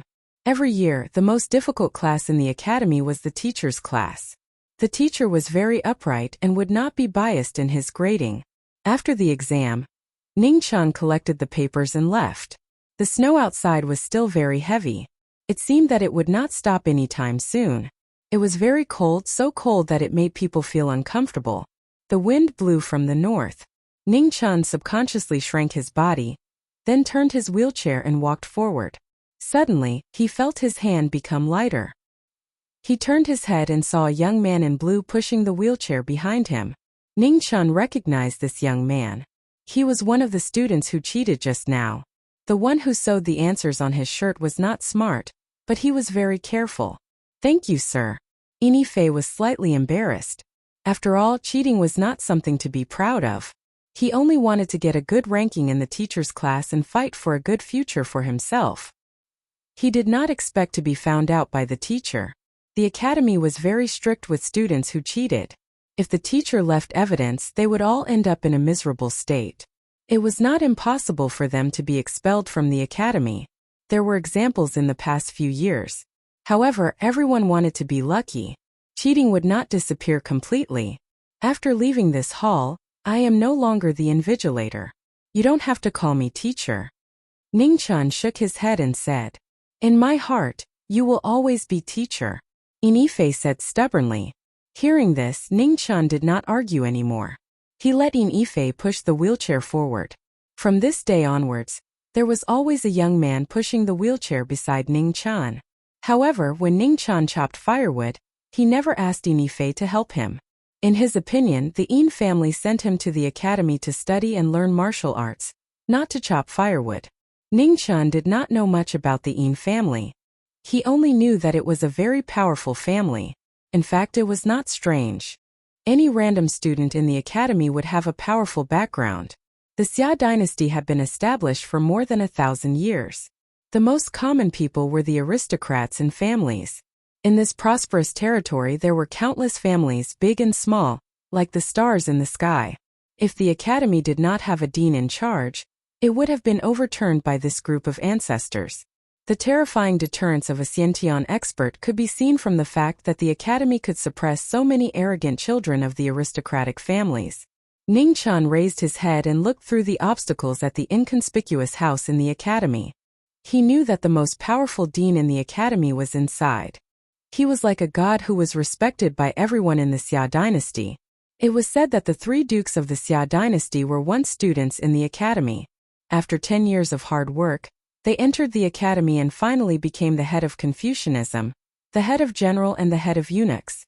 Therefore, the academy was really a good place to learn, whether it was literature or martial arts. Boom! 2 days later, on a normal morning in the Far East, a dazzling beam of light shot into the sky like a white rainbow. The terrifying power made the whole world tremble. At this moment, all the warriors in the world were shocked. They looked to the east, their eyes full of disbelief. The 6th Xiantian expert. It was a real and terrifying fact. After almost 100 years, someone finally broke through the shackles of heaven and earth. He surpassed everyone behind him and reached the Xiantian realm. Who could it be? This was the question in everyone's heart. Every Xiantian expert was a deterrent, and the power of this new Xiantian expert would have an undeniable impact on the world. Especially now that the world situation was extremely complicated. No one knew what kind of changes would occur if a Xiantian expert suddenly appeared. "Is it you?" Ningchen looked at the white rainbow in the east and whispered softly. The white rainbow had an aura that he was familiar with but also unfamiliar. He did not know why, but his mood gradually worsened. The unfamiliar feeling in the familiar aura disgusted him. He always felt uncomfortable, very uncomfortable. That unfamiliar aura was too cold. It was the kind of coldness that was high and mighty. It was the kind of coldness that gave up everything. Mu Chengxue used to be very cold, but not this kind of coldness. "Are you going to become an immortal?" Ningchen was upset. He scolded the light beam unhappily. Then he turned his wheelchair around and left with a sullen face. On this day, the firewood in the academy was chopped in a mess. The size of the firewood was different, which showed that the young man chopping firewood was in an extremely bad mood. 2 days later, all the exams in the academy were over. The students left one after another. Most of the students and teachers had to go home after visiting their families for more than a month. Why most of them? Because there was still one person in the academy who did not leave. That was Ningchen. It was not that Ningchan did not want to go home, but that he had no home to go to. After the students left, the firewood did not need to be chopped anymore. However, Ningchan still chopped the firewood every day as usual. On the 5th day when the night fell, Ningchan finished chopping the firewood. Looking at the chopper in his hand, Ningchan was in a daze, not knowing what to do. "What are you thinking about?" At some point in time, an extremely old white figure had arrived behind the wheelchair and asked slowly. "I don't know," Ningchan replied gloomily. He was in a daze because he did not know what to think and what to do. "Headmaster, do you have a home?" Ningchan asked softly. "I used to," the headmaster answered calmly and slowly. He had lived for so long that he had almost forgotten the word home. However, he really did have one. "Headmaster, I don't know where to go." Ningchan's eyes were full of confusion. He could not go back to the palace, and the academy had finished chopping the firewood. Where should he go? The world was too big. Where could he go in this wheelchair? "Go back to where you came from." The headmaster's answer was very simple. This was also the simplest truth. "I can't go back." Ningchan's eyes were even more confused. He looked up at the falling snow in the night sky, and wondered if someone was missing him in the distant starry sky. The headmaster did not speak. He quietly listened to Ningchan. This night, Ningchan and the headmaster talked a lot, including his origin. Some things had been hidden in his heart for so long that it almost drove him crazy. Therefore, he told the headmaster everything. The headmaster still looked calm. Even after hearing such incredible things, he did not change much. There were many kinds of life, and Ningchan's experience was just outside of them. Anyway, this was life. The headmaster was a good listener. Although Ningchan and the headmaster had not known each other for long, he trusted the headmaster more than anyone else. He was not worried that the headmaster would tell others what he had said tonight. The reason was very simple. He was the headmaster. Since you have nowhere to go, then go north. You don't have to have a goal to move forward in life. Sometimes being confused is not a bad thing. At daybreak, the headmaster said calmly. Then he slowly walked away with his aged steps. Then, Ningchan also left and headed north. The headmaster randomly pointed in the direction without any intention. Chapter 37. In the wind and snow, the young man in the wheelchair walked alone. His lonely figure was so inconspicuous in the snow, but it was so clear. The wheelchair squeaked as it rolled on the snow. Ningchan had taken the heavenly frost grass before, and the genuine qi in his body was of the cold attribute, so he was not afraid of the cold. However, the pain in his leg made his face pale. Unknowingly, he had been in this world for almost half a year. It was not a long time, but he had experienced a lot. The road to the north was aimless. Ningchan went wherever he went. He had the money from the academy, which he got from chopping firewood. Sometimes he would spend the night in the wilderness. When he was hungry, he would eat some dry food or hunt a wild rabbit. When he was thirsty, he would eat some snow. On a snowy day, there was no lack of water. The snow had been falling for a long time, and people rarely went out. The caravans were also waiting for a sunny day. The whole world seemed so quiet that it was a little scary. Loneliness was the only thing that did not change. Gradually, Ningchan got used to the loneliness and the pain in his leg. He did not feel lonely or in pain. Habit was sometimes a scary thing. It could make everything gradually become a matter of course. The path of Shu was difficult. Ningchan did not walk the path of Shu, but to him, the snow road was no less difficult than the path of Shu. People only know how to cherish things when they lose them. The young and frivolous days of the past had become a memory. Every day all Ningchan could do was to keep walking, sitting in the wheelchair, and keep walking. The progress of his martial arts was much faster than before.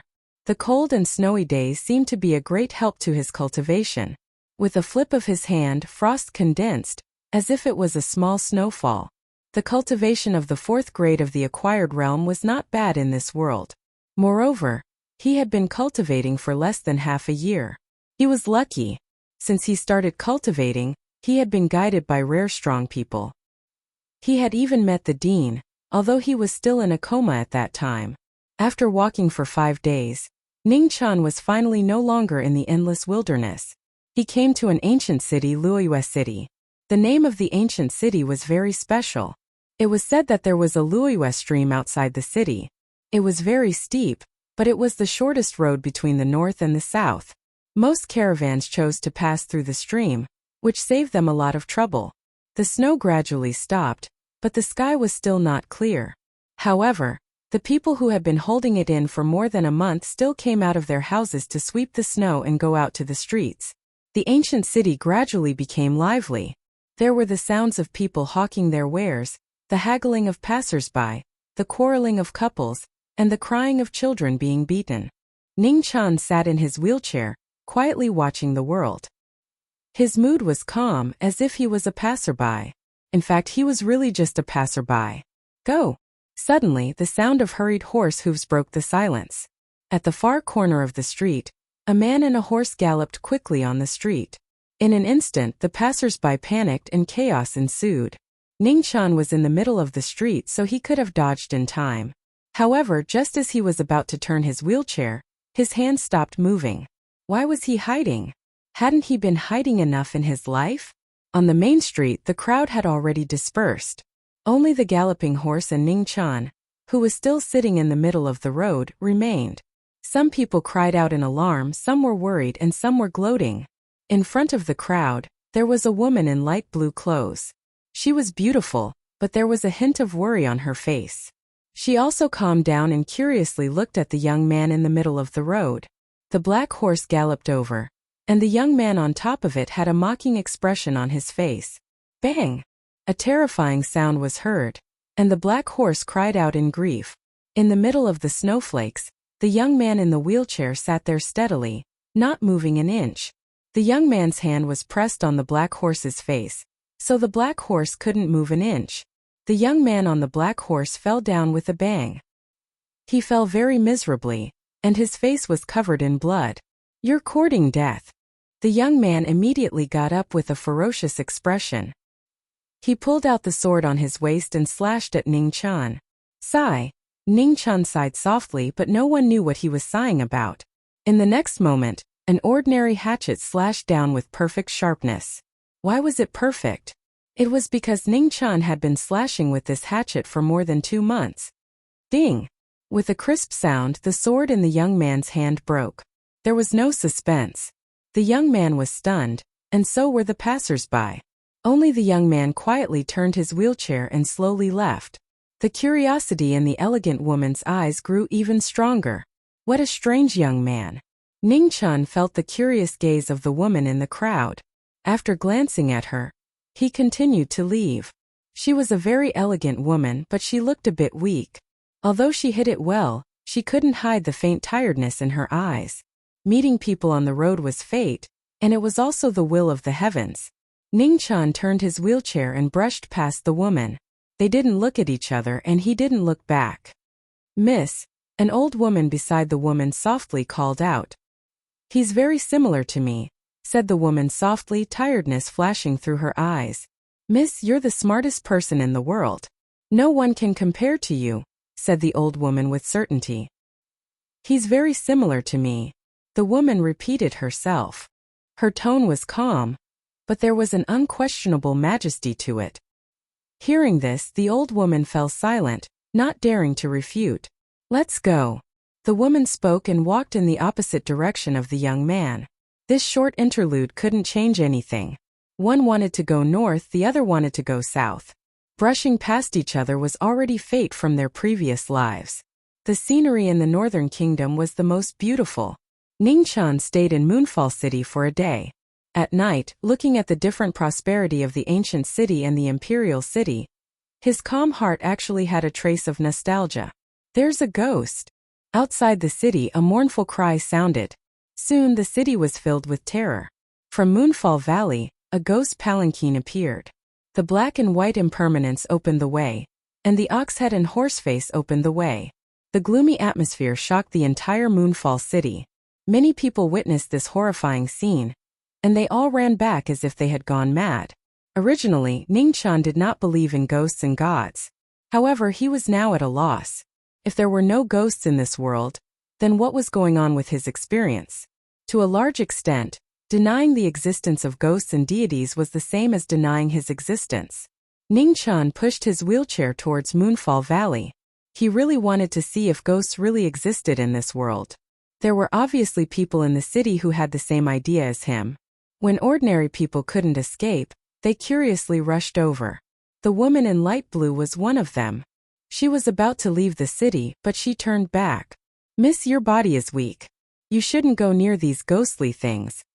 The old woman was worried and softly advised. "There shouldn't be ghosts in this world."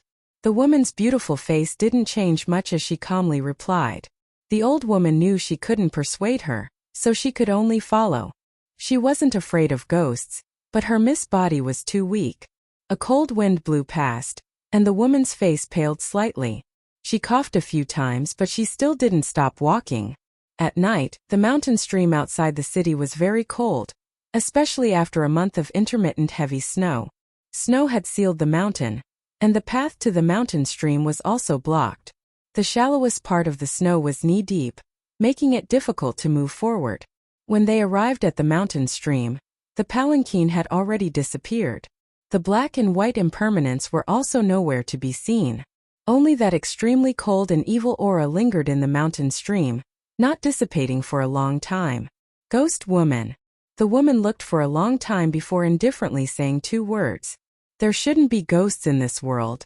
At this moment, a bewildered voice replied. The woman's beautiful face flashed with a hint of sarcasm and said, "There are even monsters like Xiantian realm in this world. Why can't there be ghosts?" Ning Chun was silent.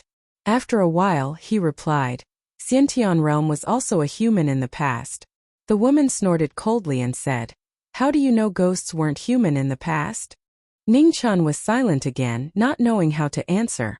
Since they didn't see what they wanted to see, most of the people in front of the mountain stream returned with disappointment. Ning Chun also turned his wheelchair around and walked towards the city. The woman walked forward and stood behind Ning Chun. Her pair of slender and beautiful hands pushed the wheelchair. She didn't say anything and just quietly pushed the wheelchair. The old woman's eyes flashed with surprise. It wasn't because of her identity. She was surprised because this scene was too natural, as if it was supposed to be like this. "Thank you," Ning Chun said softly. The woman accepted it calmly. The two of them walked one after another. Ning Chun sat in the wheelchair while the woman pushed the wheelchair. They didn't talk much and just walked quietly. In the night, the moon that was covered by dark clouds occasionally revealed a trace of moonlight. But in the blink of an eye, it shrunk back shyly. "May I know your name?" "Yuling, young master. What about you?" "Ning Fan." The two of them said their names. Ning Fan said it casually while Yuling was also casually named by the woman. To the two of them, names were just a form of address. It didn't matter if it was real or fake. "Young Master Ning, where do you want to go?" Yuling asked. "The north." "Where is Lady Ling?" Ning Chun asked casually. "The south." Yuling answered. "What a coincidence." "Yes." The two of them walked casually in the city. The old woman followed behind them but didn't get too close. The night in Fallen Moon City was very beautiful. The riverside in the city was brightly lit. Even the cold weather couldn't stop scholars and beauties from composing by the riverside. It was very romantic. A place of fireworks would always be livelier. Young master seems to like this kind of place very much. Yuling looked at Ning Chun and said. Her words were calm without any sarcasm. She was just stating a fact. "I just thought of some old friends," Ning Chun replied. This time Yuling's eyes flashed with a hint of surprise.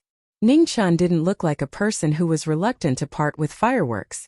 How could he have old friends in such a place? Ning Chun didn't explain. Today he saw some places in the city selling soap. The price wasn't expensive and ordinary people could also afford it. It seemed like that woman Yuhani wasn't so bad that she couldn't be saved. He didn't know why, but he didn't have a good impression of Yuhani even though he knew that the Lingyam Pavilion treated the women there quite well. "I haven't been here for a long time. I didn't expect that there would be another thing called soap in the Central Plain." Yuling looked at the bustling scene in front of her and couldn't help but sigh. "You aren't from the Central Plain?" Ningchen asked. Heh. Yuling shook her head. She didn't want to talk about this anymore. "Young Master Ning, can you let Yuling check your pulse?" You also know medical skills? Ning Chun asked curiously. However, he still obediently stretched out his arm. I've been sick for a long time. Yu Ling answered calmly. Then she placed her finger on his wrist. A moment later, Yu Ling withdrew her right hand and said, Young master seems to have suffered an extremely serious injury. Moreover, you fell from a high place, causing the meridians and bones in your legs to be seriously injured. You really are a genius, doctor. Ning Chun praised softly. I wouldn't dare call myself a genius, doctor. However, Yu Ling is curious. It's a miracle that young master was able to survive with his injuries. I wonder which genius doctor has such brilliant medical skills? Moon Spirit asked curiously. In this world, she had never heard of anyone with such medical skills. Ning Chun was silent and didn't answer. Yu Ling didn't ask again. Instead, she slowly said, Actually, young master's injuries aren't completely hopeless. According to Yu Ling's knowledge, there are at least 3 things in the world that can cure young master's leg injuries. What things? Ning Chun narrowed his eyes and asked. The Eternal Night Sect's Heavenly Book, the Northern Ming Imperial Court's Heavenly Lake, and the Grand Xia Imperial Palace's Xiantian Pill. Yu Ling seriously said. Heh. Ning Chun chuckled. You must be joking. Chapter 38. Ning Chun didn't know what Tian Shu and Tian Qi were. But De Xia's Xiantian pellet was a divine medicine that every warrior in the world yearned for. It was said that each pellet could give a peak Hotian warrior a 30% chance of entering the Xiantian realm. De Xia only had 3 of these heaven-defying things left, and they hadn't been refined in the past 100 years. It could be said that these 3 Xiantian pellets were the treasures that attracted all the warriors in the world. Most of the consecrators in the palace were willing to stay in the palace for these Xiantian pellets. Ning Chun never had any extravagant hopes, so he wasn't disappointed. Cough cough. Suddenly, Moon Spirit covered her mouth and coughed. Not far away, the old woman's expression changed and she immediately went forward to stuff a Xiantian pellet into her mouth. Miss, it's windy outside. Let's find a place to stay for the night. Okay. Moon Spirit nodded, and a sickly pale expression flashed across her beautiful face. Miss Moon, what kind of illness do you have? Ning Chun asked with concern. It's a chronic illness that I've had since I was young. It's not a problem. Moon Spirit smiled tiredly and replied. If that's the case, then let's rest at Phoenix Perch Restaurant. Ning Chun glanced at the pavilion behind him and said. The old woman was unhappy and was about to speak, but Moon Spirit raised her hand to stop her. She said softly, Let's listen to young master. A moment later, the 3 of them asked for 2 rooms. Ning Chun took one, Moon Spirit and the old woman took the other. After returning to the room, the old woman finally couldn't hold it in and spoke her dissatisfaction. Miss, with your status, how can you spend the night in this brothel? He can, why can't I? Moon Spirit asked back. He's a man. Besides, how can his status be compared to Mrs.? The old woman said unwillingly. Man-woman, ha. Moon Spirit smiled faintly. If she cared about these things, she wouldn't have done so many disgraceful things. As for status, although it was useful, it was also annoying. In this unfamiliar place, she didn't want to be bound by these boring things. Miss, you should rest. We still have to hurry after dawn. The old woman advised. Okay. Moon Spirit nodded and walked to the bed. She lay down with a tired face, covered herself with a blanket and clothes. The old woman blew out the lamp and sat quietly on another bed in the room, adjusting her breath and meditating. In another room, Ning Chun sat in a wheelchair, looking out of the window in a daze. Ding! Deep into the night, the bustling streets fell into silence. At this moment, a crisp sound of a bell rang out in the distance. It was so clear that it was as if a silver needle had fallen onto the ice. Ning Chun's eyes narrowed. Looking at the black shadow coming from afar, his heart jumped. Ding! Amidst the eerie ghost chi, a ghostly palanquin came from afar. The black and white deities led the way, while Oxhead and Horseface covered 30 meters with each step. It was extremely strange. Seeing such a strange scene, Ning Chun could not remain calm. He was shocked. Could there really be ghosts in this world? With a loud bang, Ning Chun slammed his hands on the table and flew out from the 2nd floor along with his wheelchair. After landing, Ning Chan grabbed Black Impermanence, who was in front of the ghost palanquin, but he passed through like passing through a shadow without any hindrance. How could this be? Ning Chen's pupils constricted.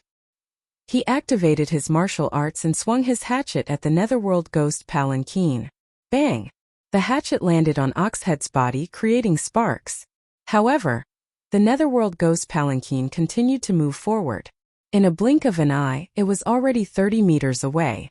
Seeing the ghost palanquin leaving, Ning Chan turned his hatchet into a sword. He slammed his wheelchair and his body turned into a silver light. A flying feather. Heaven and earth, one sword.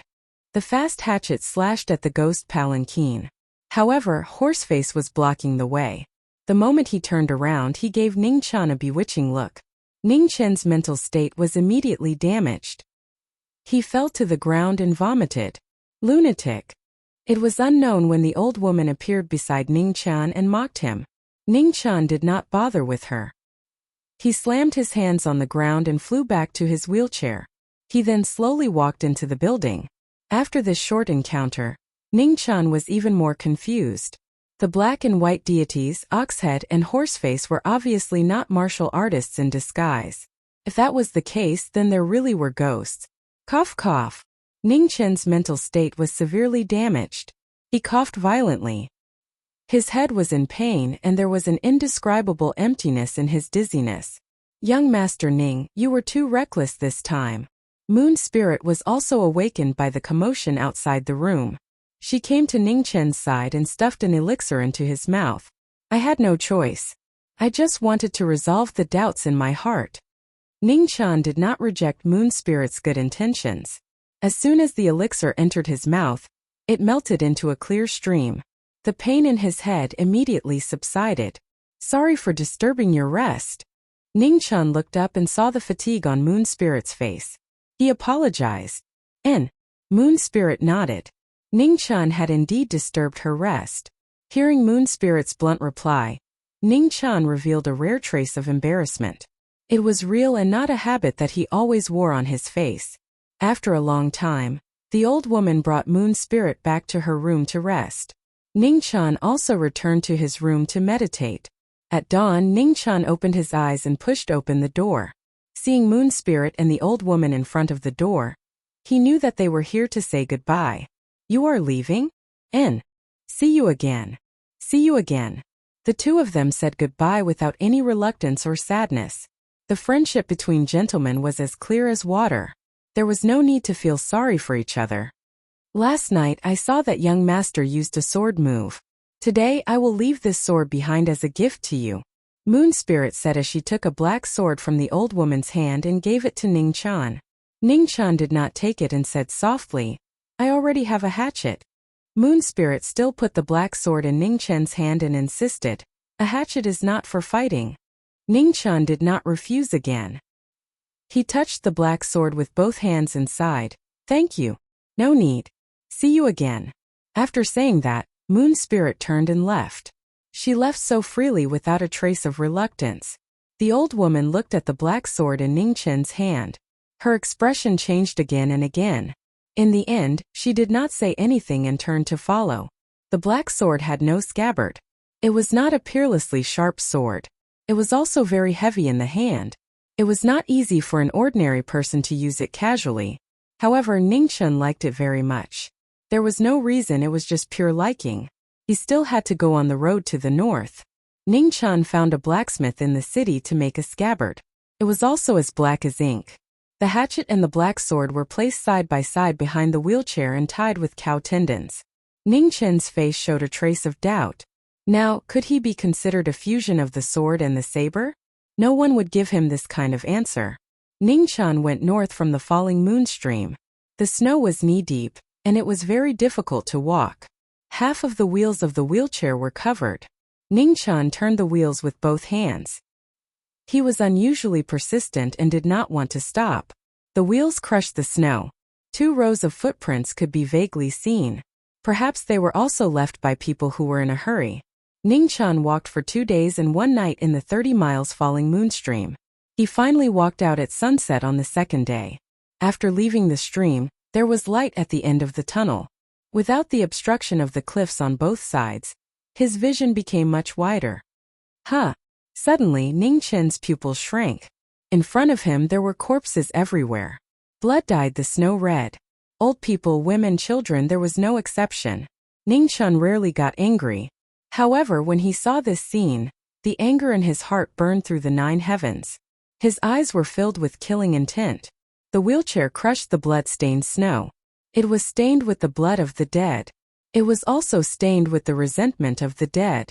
The more Ning Chen walked, the colder his heart became. His eyes became colder, and the veins on his hands became more visible. The knife wounds on the corpses were uneven. Their belongings were also stolen. It was obvious that this was not done by martial artists but by bandits. The Great Xia dynasty had been established for more than 1,000 years. They were very strict with the bandits. More than 100 years ago, they even sent a Marquis to personally lead an expedition. This caused the bandits in the Great Xia dynasty to disappear. No one would have thought that such a dehumanizing scene would occur on this snowy day. The horses' hoof prints were still there, indicating that the bandits had not gone too far. However, the bandits had horses. Not only did Ning Chen not have a horse, but his legs were also crippled. Ning Chen was a very stubborn person. He was in the past and he was now. He did not change because his legs were crippled. The wheelchair moved forward on the snow, leaving behind a trail of blood. The further he walked, the lighter the blood trail became. The bandits needed to rest. In such heavy snow, the horses could not move quickly. Ning Chen did not rest. No matter how slow he walked, he would eventually catch up. Just like that, 1 day, 2 days passed. Ning Chen caught up with the bandits outside a desolate forest. The bandits were starting a fire outside the forest. There were not many of them, only 13 of them. There were both men and women. The men were valiant and the women were charming. There was something roasting on the bonfire. The aroma of the meat permeated the air and drifted far away. More than 10 horses were tied up in the forest, not far from the bandits. In the Great Xia, horses were very valuable goods. The bandits kept a close watch on them. Ning Chen's arrival attracted everyone's attention. A young man in a wheelchair appeared in this desolate forest. No matter how one looked at it, it was a strange thing. The leader of the bandits was a very alert person. He subconsciously felt that something was wrong. However, not everyone was discerning. The charming woman among the bandits stood up and walked to Ning Chen's side. "Little brother, why are you here? Where's your family?" The woman's arm wrapped around Ning Chen. Her whole body was almost pouncing on him. "Excuse me, did you kill the people in front of the Falling Moon Ravine?" Ning Chen did not break free. Instead, he raised his head and looked at the charming woman in front of him. He smiled shyly and asked. Seeing the shy smile of the young man in front of her, the woman did not know why she felt a chill all over her body. She unconsciously let go of her arm and took half a step back. "Excuse me, did you kill the people in front of the Falling Moon Ravine?" Ning Chen asked again. His voice was still shy and calm, without a trace of threat. "Yes, no, the woman nodded at first. Immediately, she felt that something was wrong and was about to deny it. However, she did not have the chance. She saw a flash of ink and the last 2 words were stuck in her throat. The ink sword was stained with blood. This was Ning Chen's first time killing someone. He did not feel anything and did not have the legendary nausea. It was very strange. It was as if he had done something insignificant. When the wheelchair passed by, the woman fell. The ink sword was not sharp, but Ning Chen's sword was very fast. He slit her throat in one strike and did not leave much pain. The remaining bandits finally reacted. They picked up the knives in their hands and wanted to resist. However, bandits were after all ordinary people. Even if they were ruthless and cruel, they could not be a match for a level 4 martial artist. The ink sword waved mercilessly. Soon the 11 bandits fell one by one. The bandit leader wanted to escape, but his chest was pierced through by a flying hatchet. He fell into the snow.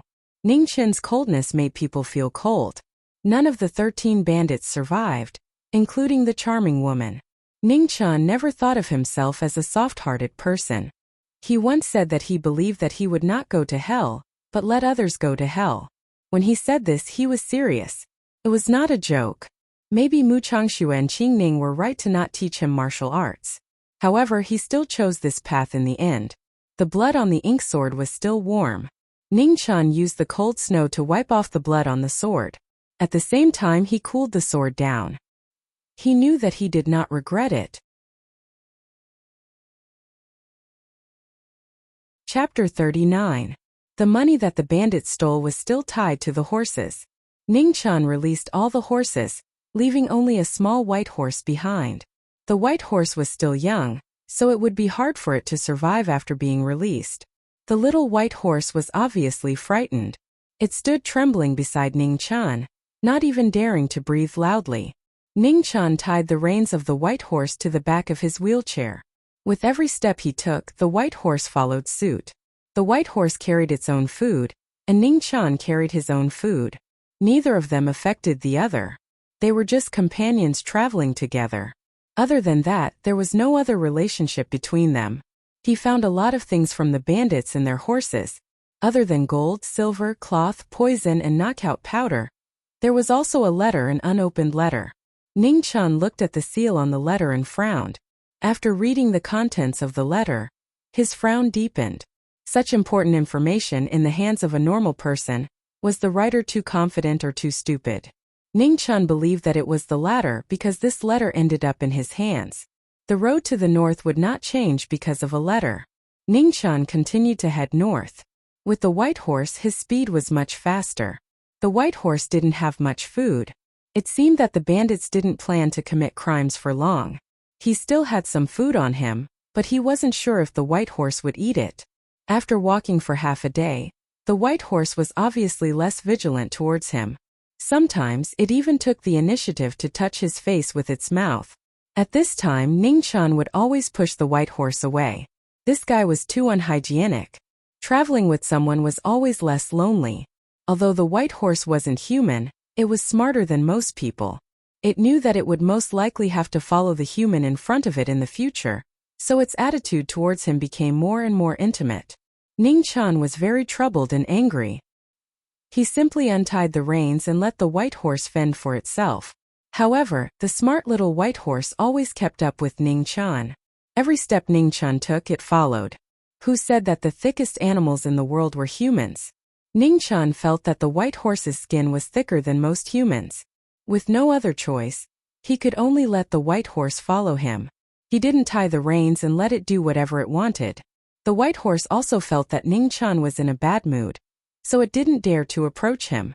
As a result, the strange scene of a man and a horse ignoring each other appeared in the wilderness. Snow began to fall again, filling the sky with fluttering white feathers. It was very beautiful. Ningqian didn't know that right after he left, 3 figures appeared outside the desolate forest. A man, a woman, and a eunuch. Seeing the bandit corpses all over the ground, they couldn't help but frown. The 3 types of men carefully searched the corpses of the 13 bandits. Soon after, they shook their heads and said, "The letter has been taken away." The woman checked the wounds on the bandit's body and said calmly, "The sword wounds are the same. It's the same person. Chase after him." The old eunuch glanced at the wheelchair and hoof prints on the ground and said in a deep voice. Unfortunately, after chasing for a while, the tracks of the wheelchair and the horse's hoof prints were covered by the snow again, and he could no longer find the direction. Split up and chase. The old eunuch glanced at the 3 directions behind him and made a prompt decision. The man and the woman nodded and each chose a direction. The old eunuch continued to chase north. However, it was easier said than done to find a person in the vast snowy sky. Moreover, Ningqian didn't have a target in the first place. He was just walking casually. The north was very big, abnormally big. Ningqian was tired from walking. When he saw a village nearby, he temporarily stayed there for the night. Actually, the main reason was that the little white horse didn't want to walk anymore. It bit Ningqian's sleeve and didn't let him go. Although everything had a spirit, a horse that was so smart was indeed a headache. The old eunuch chased quickly but also went astray. He didn't expect Ningqian's footsteps to be caught by a horse and stopped. The village that Ningqian stayed in couldn't be more ordinary. The villagers were simple and warm in nature. The person who greeted Ningqian was a family of 3. In the family, There was an old mother and a pair of brother and sister who hadn't married yet. The brother was a straightforward man while the sister was a virtuous girl. She wasn't beautiful but was very delicate. The man's hospitality and the girl's shyness were a stark contrast. After Ningchan entered the house, the man asked his sister to cook while he helped to take care of the chores in the house. As a guest, Ningchan was placed by the man next to the warmest stove in the house. He wasn't allowed to interfere in anything. The father of the two had been bedridden for many years and couldn't even speak. The family was supported by the man. These years, not only did he delay the man's marriage, but the girl's marriage was also a problem. Poor children matured early. This was the best way to describe the man and the girl. Ningchan didn't say anything. He quietly came to the old man's side and gently pressed his right hand on the old man's back. Immediately a faint silver light lit up. Threads of true qi flowed into the old man's body through his right hand. After a while, Ningchan withdrew his right hand and turned the wheelchair back to the stove. He had done everything he could. The old man was already at the end of his life. It was impossible for him to get better. All he could do was to make the old man feel better and less painful. As for whether he could recover a little, such as speaking a sentence or two, it was out of his control. Birth, aging, sickness, and death were the most difficult things in the world to go against. He couldn't, the emperor couldn't, and even the Xiantian couldn't. If someone could do it, it could only be a god. Unfortunately, he had only seen oxhead, horseface, and black and white impermanence. He had never seen a god. Thanks, on the bed, the old man trembled and moved his lips. He spoke very softly. Except for Ningchan, no one could hear him clearly. Ningchan grinned and nodded his head in response. He had said that good people would always be rewarded with good things. Not long after, the girl had finished cooking and put the food on the table. Ningchan turned the wheelchair to the table. He had been hungry for a long time. These days he had been eating dry food every day. His lips were almost worn out. The food was very simple. They were all dried vegetables prepared by their family for the winter. The girl was very good at cooking. Even these simple ingredients smelled good. Ningchan was very full. He was so full that he couldn't eat anymore. The man's enthusiasm was a bit too much. He didn't want to refuse. In the end, he couldn't help but open his mouth to refuse the man's scary enthusiasm. The girl ate very little. Maybe because there were strangers around, the girl's face was red all the time. It made Ningchan feel very uncomfortable. He had never seen such a shy girl. The women he had met before were all tough. For example, Mu Changxue, Qingning, the 9th princess, and Xia Miaoyu. Forget it, let's eat. Ningchan naturally couldn't get involved in the washing of the dishes after the meal. The girl's virtuousness was enough to make those in front of her die of shame. He even wondered if Mu Changxue or Qingning knew what he Miao looked like. The little white horse's dinner was still its own rations. Ningchan didn't want to help it change its diet. Besides, where could he find something to change its diet in this snowy weather? When it was time to rest at night, another troublesome thing happened. There were only 2 beds in the house, one big and one small. Usually, the old man and the girl squeezed on the bigger bed. It was also convenient for the girl to take care of her mother. In fact, Ningchan didn't need to rest on the bed. Most of the time, he just sat in the wheelchair with his eyes closed. He treated it as a rest when he cultivated. However, the man didn't agree no matter what. He insisted that Ningchan sleep on the bed. Ningchan had no choice but to follow the arrangement. Only then did the man smile. He casually found a few pieces of wood and put them on 2 stools to make a simple bed. The wind was very strong at night. Ningchan lay on the bed, quietly listening to the wind outside the house. He didn't feel sleepy at all. It wasn't that he didn't want to sleep, but it was snowing outside. Ningchan was used to the sharp pain in his leg. However, it didn't mean that he couldn't feel it. Suddenly, the sound of a dog barking came from outside the village. The next moment, the dog barking stopped and disappeared. Under the straw shed not far from the house, the little white horse was panting heavily. It seemed to be reminding someone inside the house. Ningchan got up, sat on the wheelchair and walked out softly. Someone came and it was a martial artist. Ningchan wasn't stupid. On the contrary, he was smarter than many people. He knew that the person who came was the letter in his hand. When the old eunuch saw Ningchan in the wheelchair, He was obviously stunned. Obviously, he recognized Ning Chen's appearance. In fact, many people in the palace had seen Ning Chen. At that time he was a scholar, a hero, lightning and light. He was the only legend. Today, he became a cripple who was being hunted down. The old eunuch didn't understand. In his impression, Ning Chen should still be in the kingdom of truth. Why would he be here? Ning Chen didn't recognize the old eunuch. There were so many eunuchs in the palace. How could he recognize all of them? However, he was very familiar with this damn eunuch's clothes.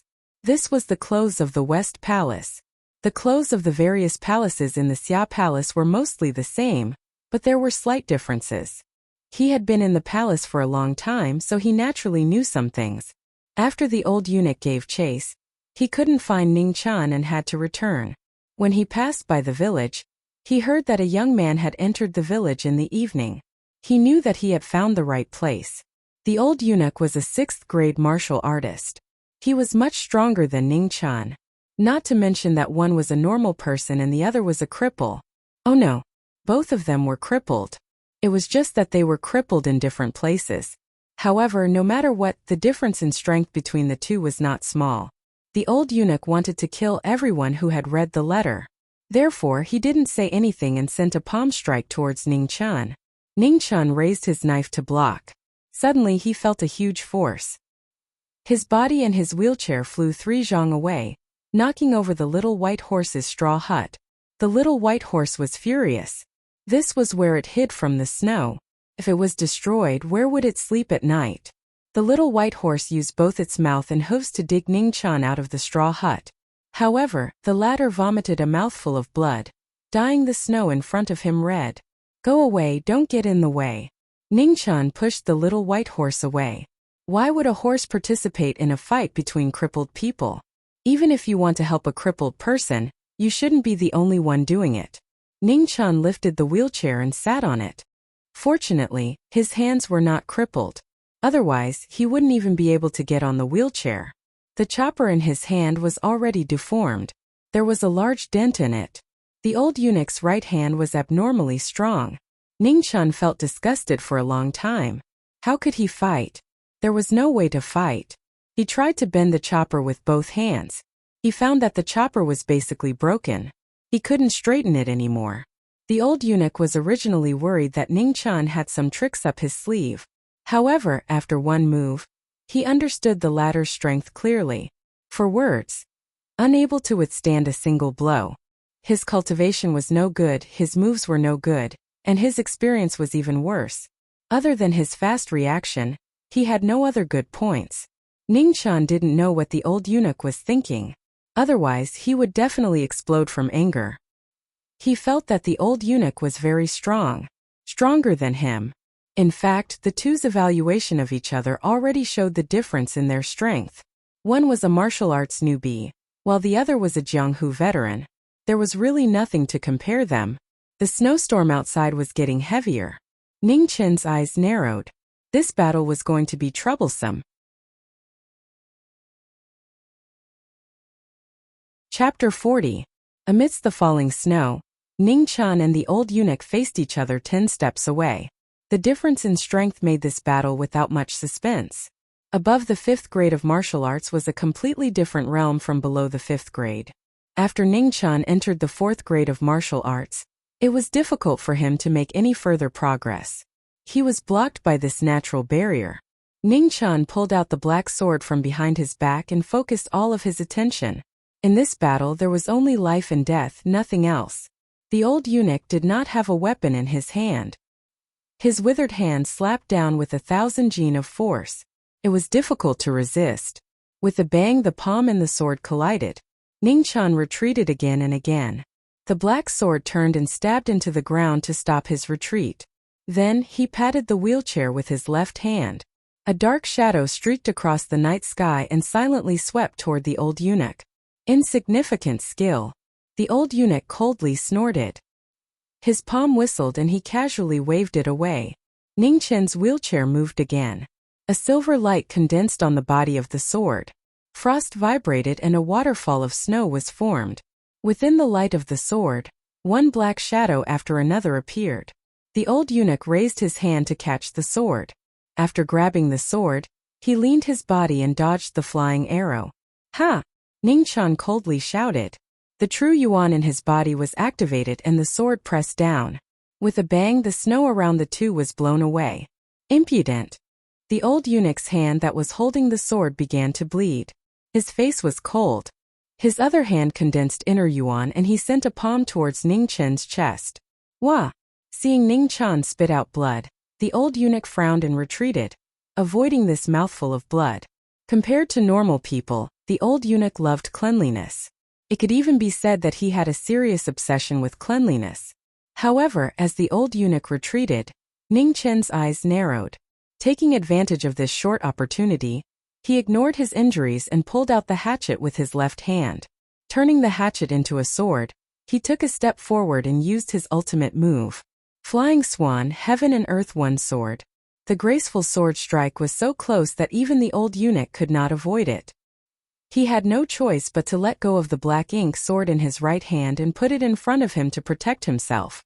Impossible! How can you know the moves of a sword consecrator? The old eunuch's pupil shrank and he anxiously shouted. Sung! The saber pierced through Zhang Xian's arm, but it was blocked by his zhenqi, unable to advance any further. Ha! Ningqian didn't care about anything else now that he had succeeded in his attack. He activated the genuine qi in his body again. Using the ink sword as a support, he pushed the saber forward another 2 inches. Courting death. The old eunuch looked embarrassed. He couldn't care less about the relationship between Ningqian and the sword consecrator. He condensed qi in his left palm and aimed it at Ningqian's dantian sea of qi. Since we can't live, then let's die together. A hint of ruthlessness flashed through Ningqian's eyes. He didn't dodge or evade. Instead, the black sword swept out and stabbed towards the old eunuch's qi sea. Ningqian's cultivation base was not as high as the old eunuch's, nor was he as experienced as the old eunuch. Even his disability was not as convenient as the old eunuch's, but he had one thing that the old eunuch could not catch up with. He was not afraid of death, nor did he care about his cultivation. Humans' greatest fear was the unknown. The reason why humans were afraid of death was precisely because of the unknown after death. However, Ningqian knew that because he had died once compared to most people, he was not afraid of death. As for cultivation, it didn't matter. You couldn't expect someone who had just cultivated for a few months to reach the 4th grade of the prenatal stage to care about his cultivation. Lunatic. The old eunuch was anxious. He couldn't be as crazy as Ningqian, so he retreated. The hand that was slapping towards Ningqian's qi si grabbed the black sword in an attempt to block this mutual destruction sword. Ningqian coldly snorted. A hint of ruthlessness flashed through his eyes. He raised his true qi to the peak and stabbed the old eunuch's dantian with all his strength. Whoosh! The sword and saber moved simultaneously. One stabbed towards the heart, and the other towards the dantian. The old eunuch blocked the saber with one hand and grabbed the sword with the other. Blood flowed out and continuously fell into the snow. The sound of blood dripping was very soft in this snowy night. Ningqian's performance was already quite impressive. With his 4th grade crippled body, he was able to injure a 6th grade expert to this extent, even if his injuries were more serious. The saber and sword could no longer advance.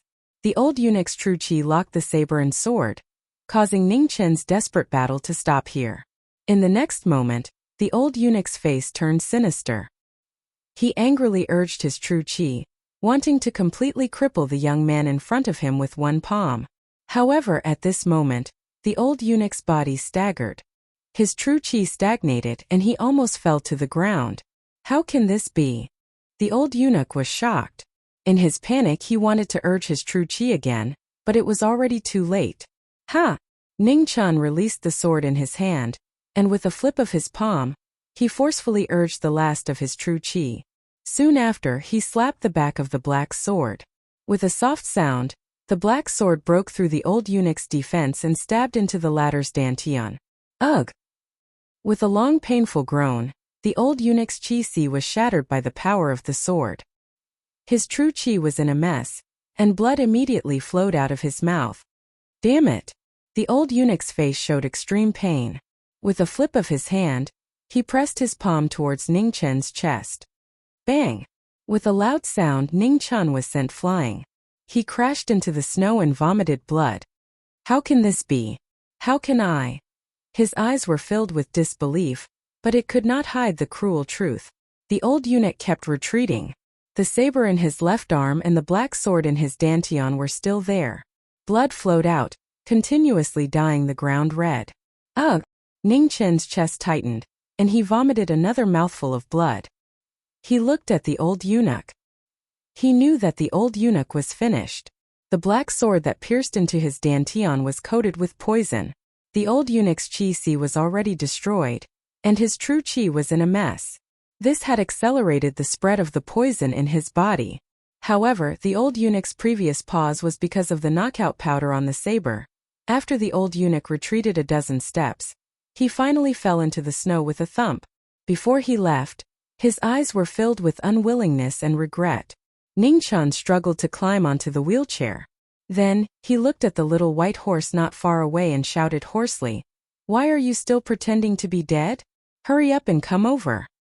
Outside the house, there was already a scene of devastation from the battle between the two.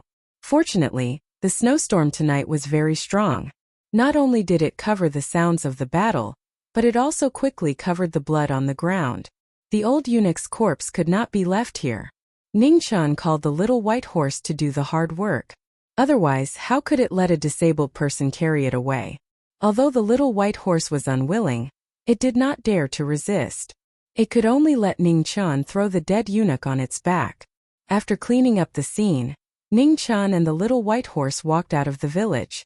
When they felt that they were far enough away from the village, they casually found a place and dug a big hole to bury the old eunuch. It was impossible to erect a monument. He believed that the old eunuch must have had accomplices, just like how he believed that someone would hunt him down because of the letter. The poison on the black ink sword and the knockout powder on the hatchet had been washed away by the old eunuch's blood, and that was all he had found from the bandits. How he was going to face the possible pursuit afterwards was a problem that gave him a headache. It was impossible to go back. Ever since he got the letter, he could only go north. Don't talk to him about the righteousness of the nation. If he lost his life, everything would be useless. He could only continue to go north until he killed all the people who were hunting him down. Going north would not change.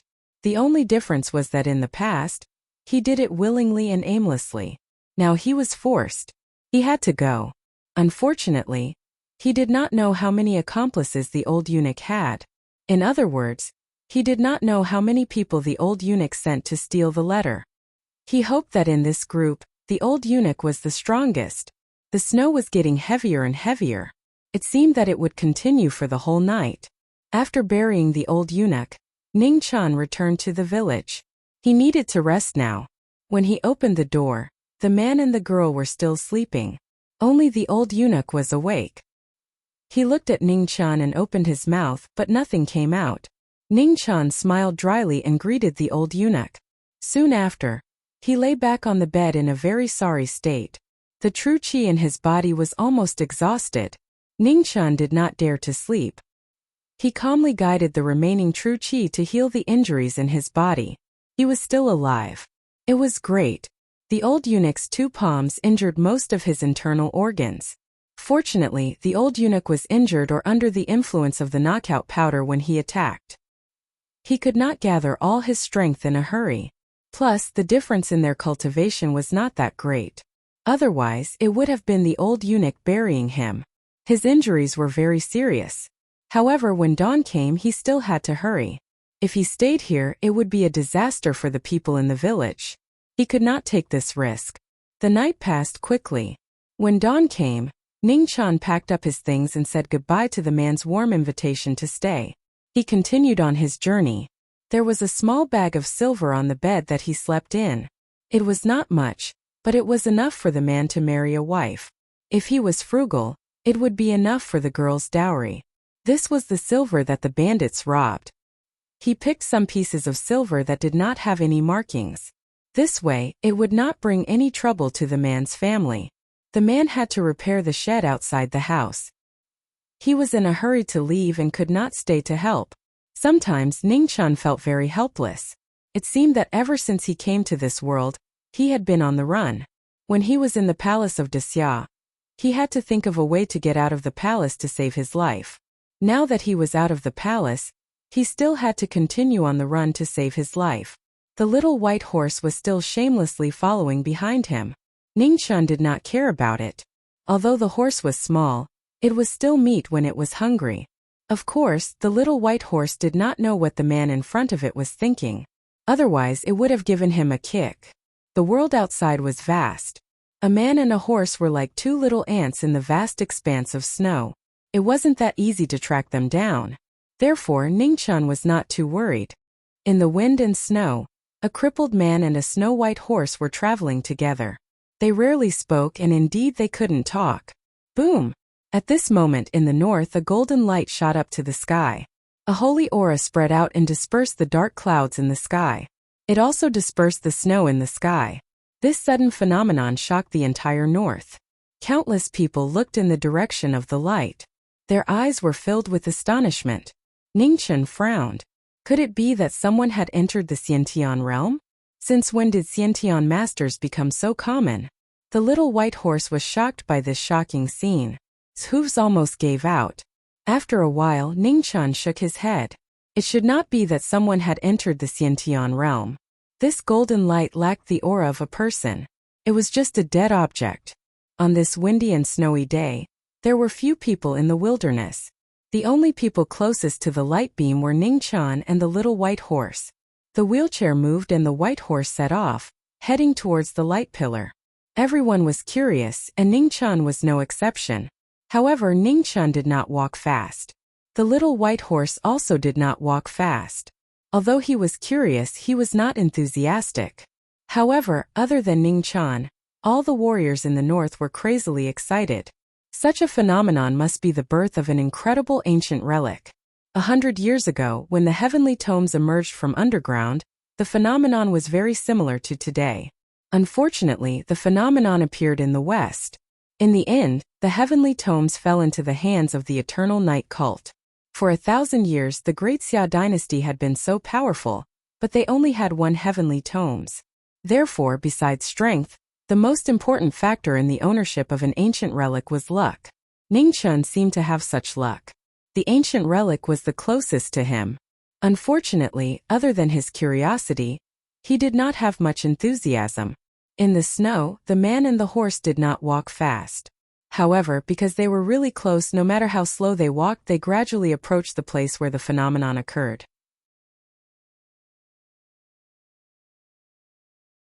Chapter 41. When they arrived near the golden light pillar, the phenomenon had already disappeared. This was not strange at all. It was just a phenomenon, not the sun.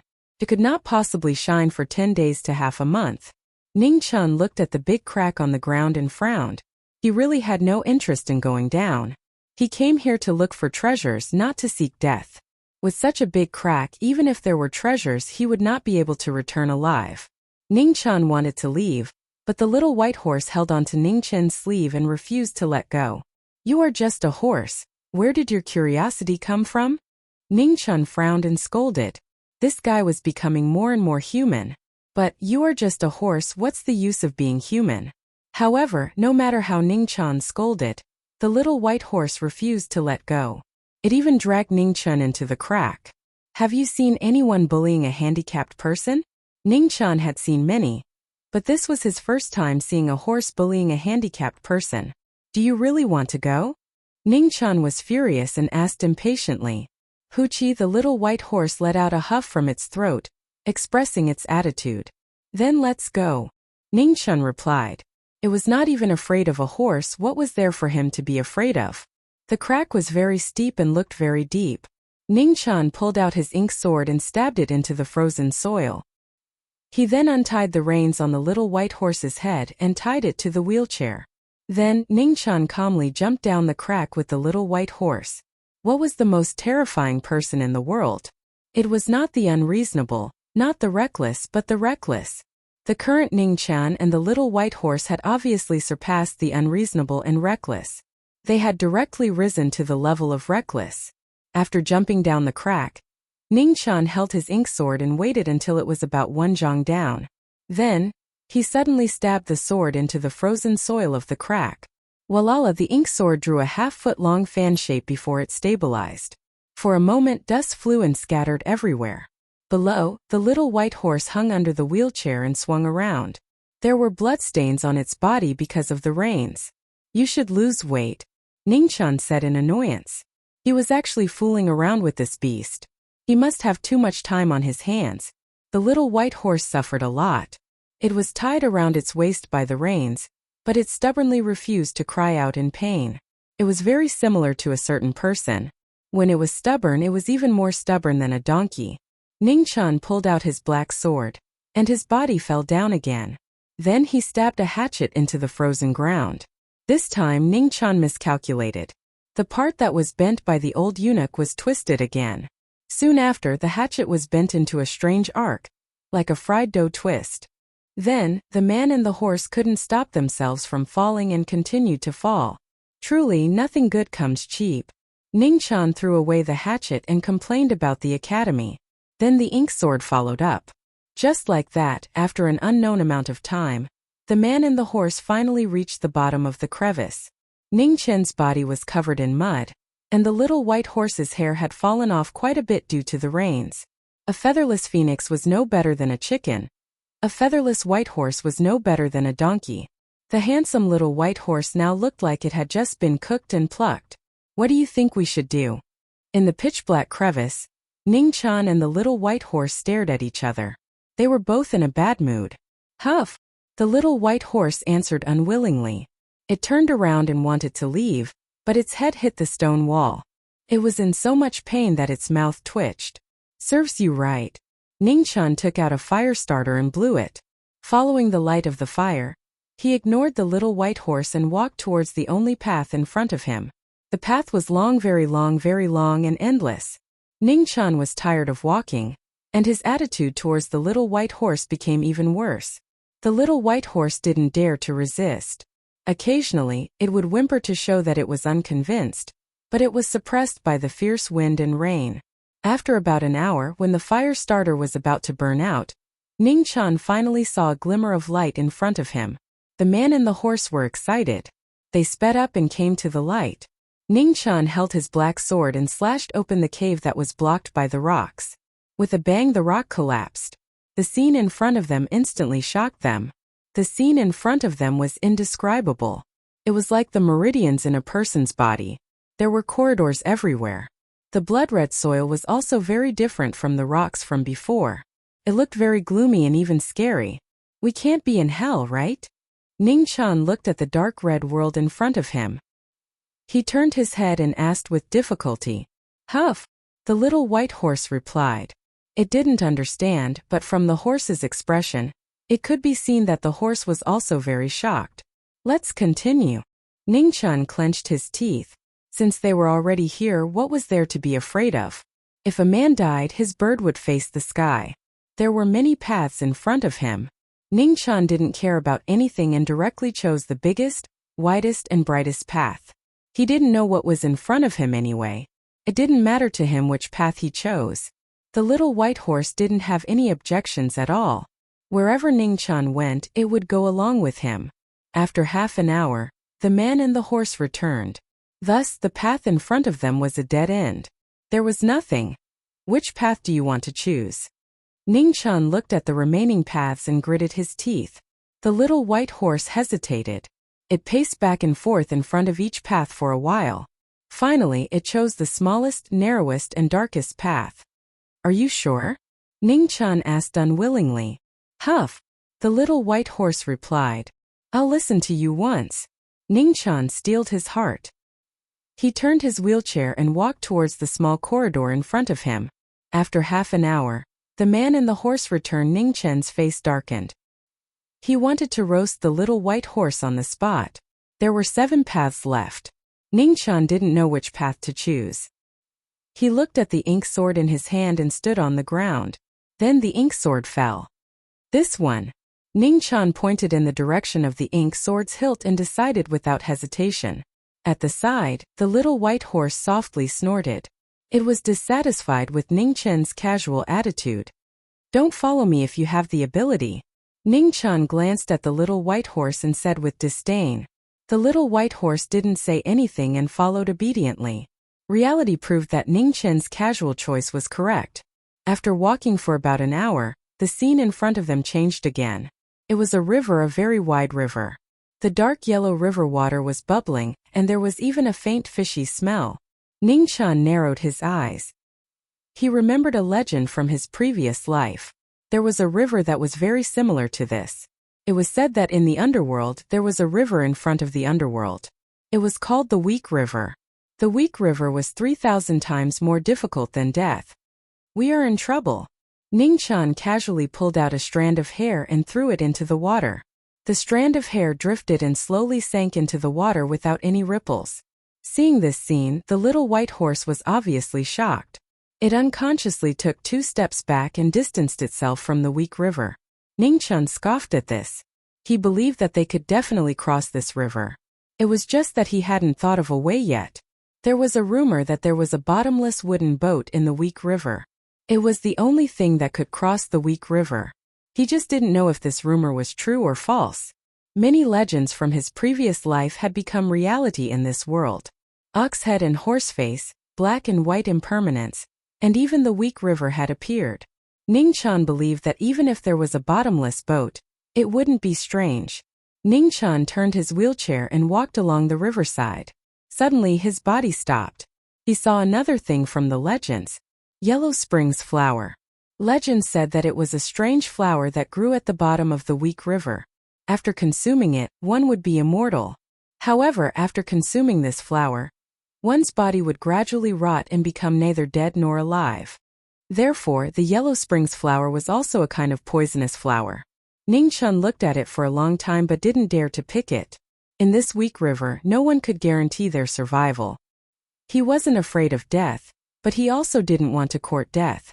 Wuxia at this moment, the little white horse walked to Ning-chan's side. The horse's mouth huffed and then bit the latter's clothes to make him look at a pile of trash not far from the riverside. Ning-chan narrowed his eyes. He changed the direction of the wheelchair and walked towards the pile of trash. It was called a pile of trash because there were bones, broken wood, rotten clothes, and so on. In the middle of it, there was also a broken boat. More importantly, the boat was bottomless. Ning-chan silently pulled the boat out and then slowly dragged the boat into the Weak River. The next moment, Ning-chan became even more silent. The boat really floated.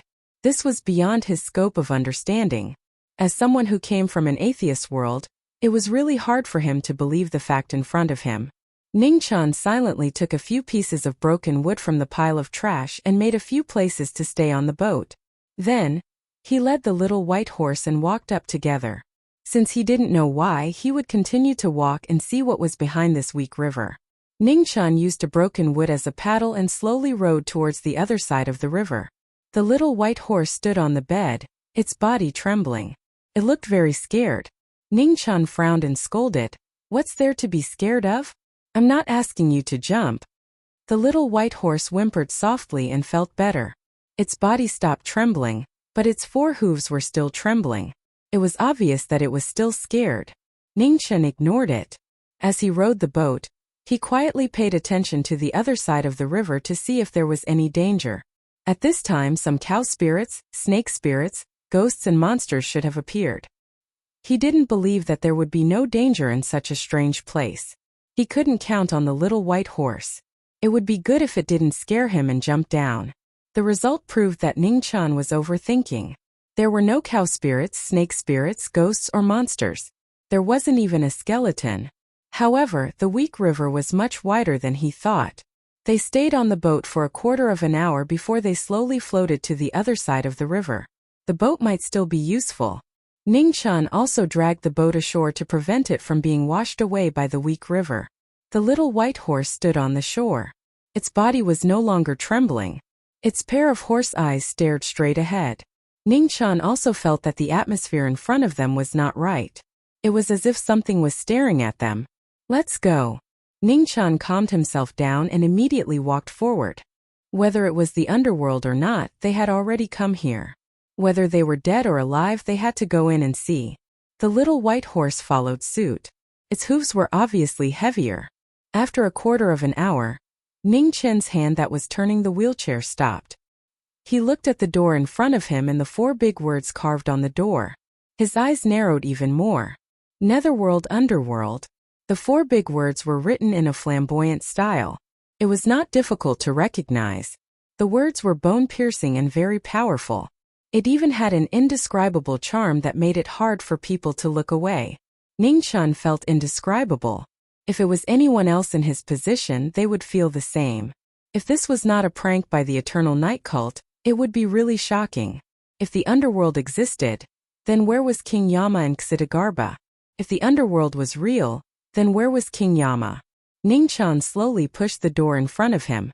He wanted to see what the world behind the netherworld underworld was. Chapter 42. The door opened slowly. What entered his eyes was not any rare treasures, but a gray chaos. There was nothing, not even a wall. It was just chaos. Ning Chen turned his wheelchair and entered. Before he could react, he saw groups of headless spectral soldiers approaching. Beside the spectral soldiers were ghosts and monsters. It was a horrifying sight. The spectral soldiers were passing through, and the ghosts were possessing him. Ning Chen tried to avoid them, but no matter how hard he tried, the spectral soldiers were getting closer and closer to him. Is this an illusion? Ning Chen frowned. He did not understand what was going on. When he turned around, he realized that the door had disappeared. There was only him and thousands of spectral soldiers left in the chaos. Kill! The spectral soldiers raised their spears. Their battle cries shook the sky. In the blink of an eye, they were right in front of him. It was a strange sight, but it did not seem like a complete illusion. Ning Chen waved his hand and pulled out the ink sword behind him. He swung his sword and knocked away several spears. Then he retreated 10 steps. Fortunately, the wheelchair he was in was made by a teacher from the academy. Otherwise, it would have been destroyed by the continuous battles. This battle came out of nowhere.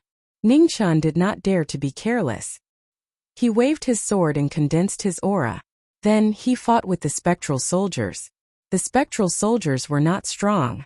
They were weaker than normal soldiers. However, they were accompanied by ghosts and monsters. It was much more troublesome to deal with them. There were too many spectral soldiers. Ning Chen's body started to have wounds. When the spears cut through his body, blood splattered everywhere. There was an extremely cold aura. The spectral soldiers were hard to hurt. Only vital energy could suppress them. However, every time a ghost passed through his body, Ning Chen would feel the vital energy in his body stagnating. His spirit would also weaken. I can't go forward or back. All the demons are blocking my way. Ning Chen was furious. The vital energy in his energy reserve surged. His ink sword condensed into frost. With a swing of his sword, 7 spectral soldiers were sent flying. Endless spectral soldiers and endless spectral soldiers. Ning Chen's wounds were increasing. More and more blood was flowing. In the chaotic world, broken limbs and corpses were everywhere. More and more corpses were piled up. The corpses were piling up like mountains. Without any rest or respite, the ink sword in Ning Chen's hand had already been dyed red by the dark red blood, and the number of corpses beneath him was uncountable. After killing for a long time, Ning Chen felt that his hand holding the sword had lost all feeling. He was only driven by instinct. He continued to kill the spectral soldiers and spectral soldiers in front of him. Cough cough. The serious consumption of true qi caused the previous suppressed injuries to erupt again. Ning Chen vomited blood and looked up, only to find that there were no more ghost soldiers in front of him who could stand up. The world of primal chaos was the same everywhere. There was no distinction between day and night. It was like the chaos at the beginning of the universe. Everything was without rules. Here, Ning Chen found that his real qi was recovering much faster than usual. Even his cultivation base, which had been stagnant recently, was showing signs of a breakthrough. Unfortunately, this was not a safe place, let alone a treasured place for cultivation. He didn't know when the Een soldiers would appear again. Although these undead creatures that didn't know pain lacked intelligence and combat strength, they were still difficult to deal with due to their large numbers and the fact that they were half alive. Just as Ning Chen suppressed his injuries with great difficulty and recovered some of his strength, war horses galloped in the distance. In the blink of an eye, Four headless black-armored cavalrymen had already charged over with their halberds. With a bang, the sword and halberd collided. The headless dark horse carried the remaining power of the war horse. Ning Chen's right hand went numb, and he was knocked back 15 meters by the impact of the halberd. There's no end to this. Ning Chen coughed softly and looked at the four headless dark cavalrymen surrounding him. The ink sword in his hand vibrated, and fresh blood flowed, dripping onto the corpses below him. Bang! The battle started again. The four halberds attacked one after another, taking turns to attack and defend. Even though Ning Chen's cultivation base was slightly better, he couldn't break through the tight coordination of the four. His body was dyed with blood again. So annoying. After attacking for a long time without success, Ning Chen was annoyed. He didn't block or dodge the incoming halberd and took it head-on. The halberd entered his body and was dyed red. A bleeding hand grabbed the halberd and couldn't move an inch under the bronze halberd. Clang! At this moment, another 3 halberds came from 3 different directions. Ning Chen waved the ink sword in his hand and deflected 2 halberds. He immediately stepped back and dodged the 3rd halberd. With 1 halberd missing, there was a gap in their coordination. Ning Chen used his left hand to pull back and took advantage of the situation. With a slash of his sword, he cut off an arm of the headless dark cavalryman in front of him. Cough cough.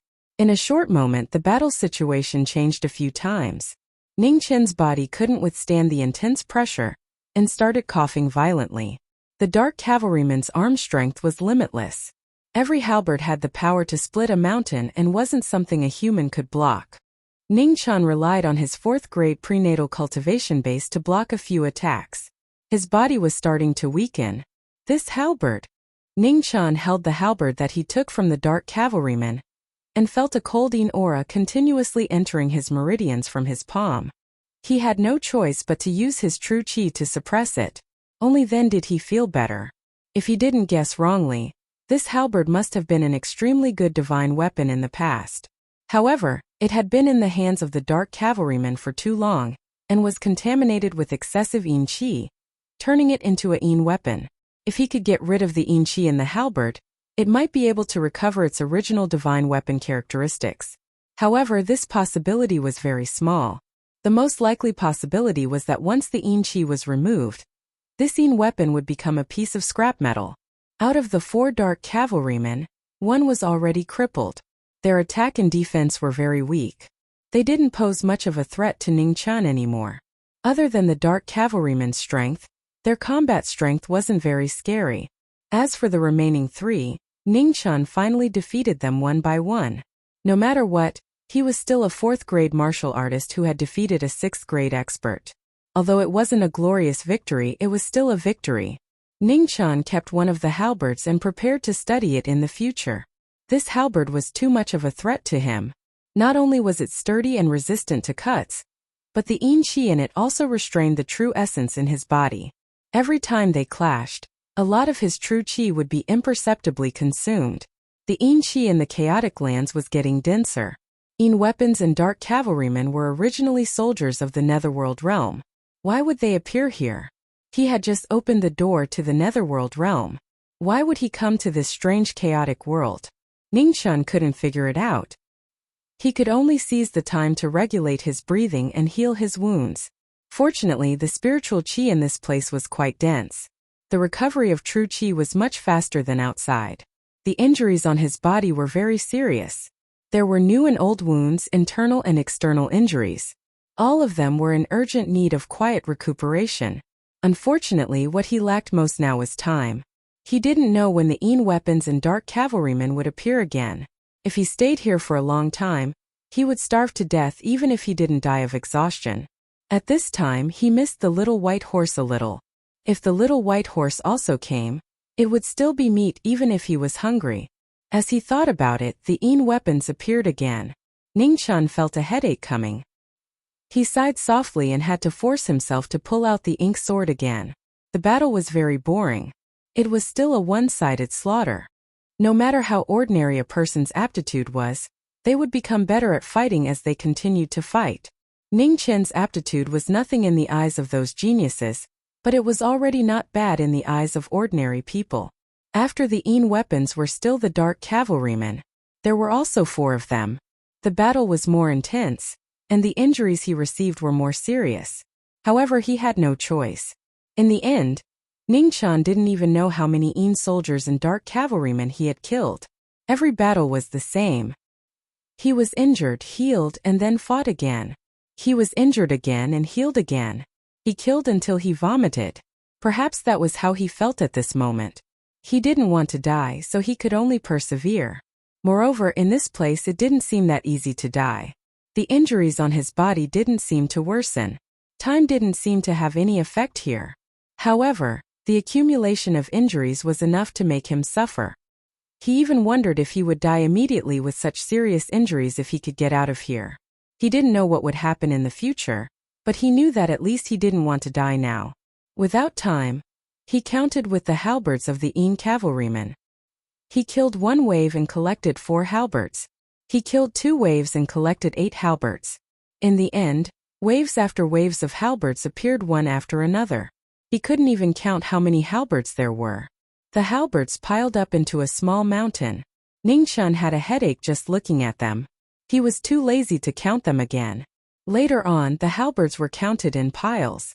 1 pile, 2 piles, Een soldiers and dark cavalrymen kept appearing. After one battle after another, Ningqian was able to deal with them more and more easily. When he encountered the Een cavalrymen again, it was no longer a battle of equal strength. It was a one-sided slaughter. There was no suspense in the battle. The blood on the ink sword never dried. The smell of blood assailed his nostrils. It was a little disgusting. Days without time were so monotonous and dull. Ningqian felt that he was going crazy. If it weren't for the Een soldiers and dark cavalrymen that kept appearing, he believed without doubt that he would have gone crazy long ago. He was tired of killing. He was annoyed. He was so disgusted that he wanted to vomit. However, he still had to keep on killing. The mental torture had far exceeded the physical pain. If it weren't for the stubbornness of wanting to live, he might have already put down the ink sword in his hand and let the Een cavalrymen's halberds tear him into pieces. Just when Ningqian couldn't hold on anymore, and was on the verge of collapse, the surrounding primal chaos world suddenly cracked. Soon after, it shattered with a bang. The scene in front of him changed instantly.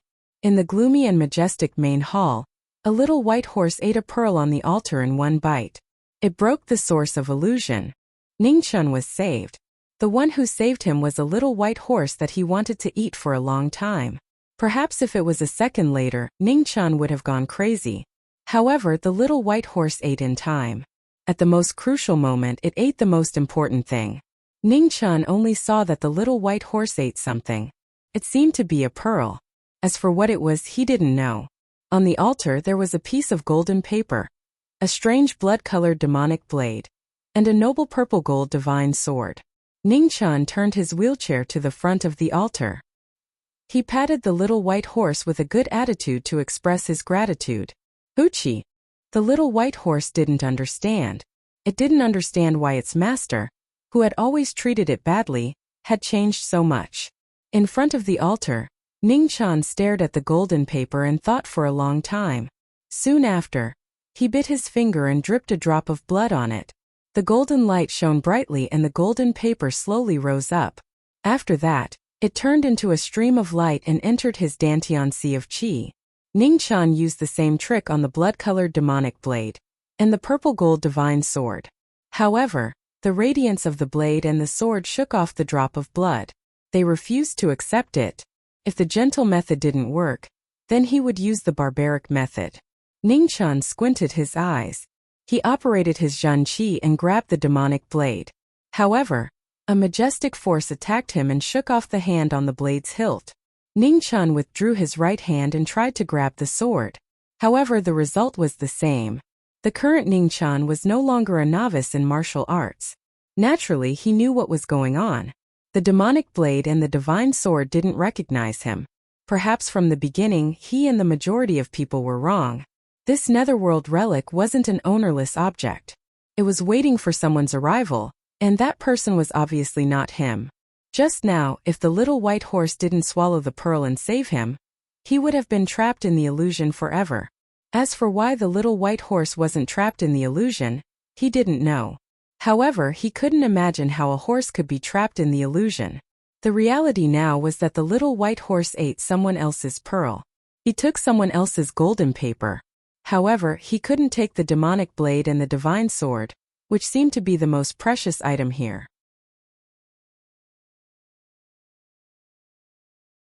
Chapter 43. Ningchen was very conflicted, more conflicted than ever before. He had suffered so much, been so ruthlessly schemed against, and almost died in the illusion.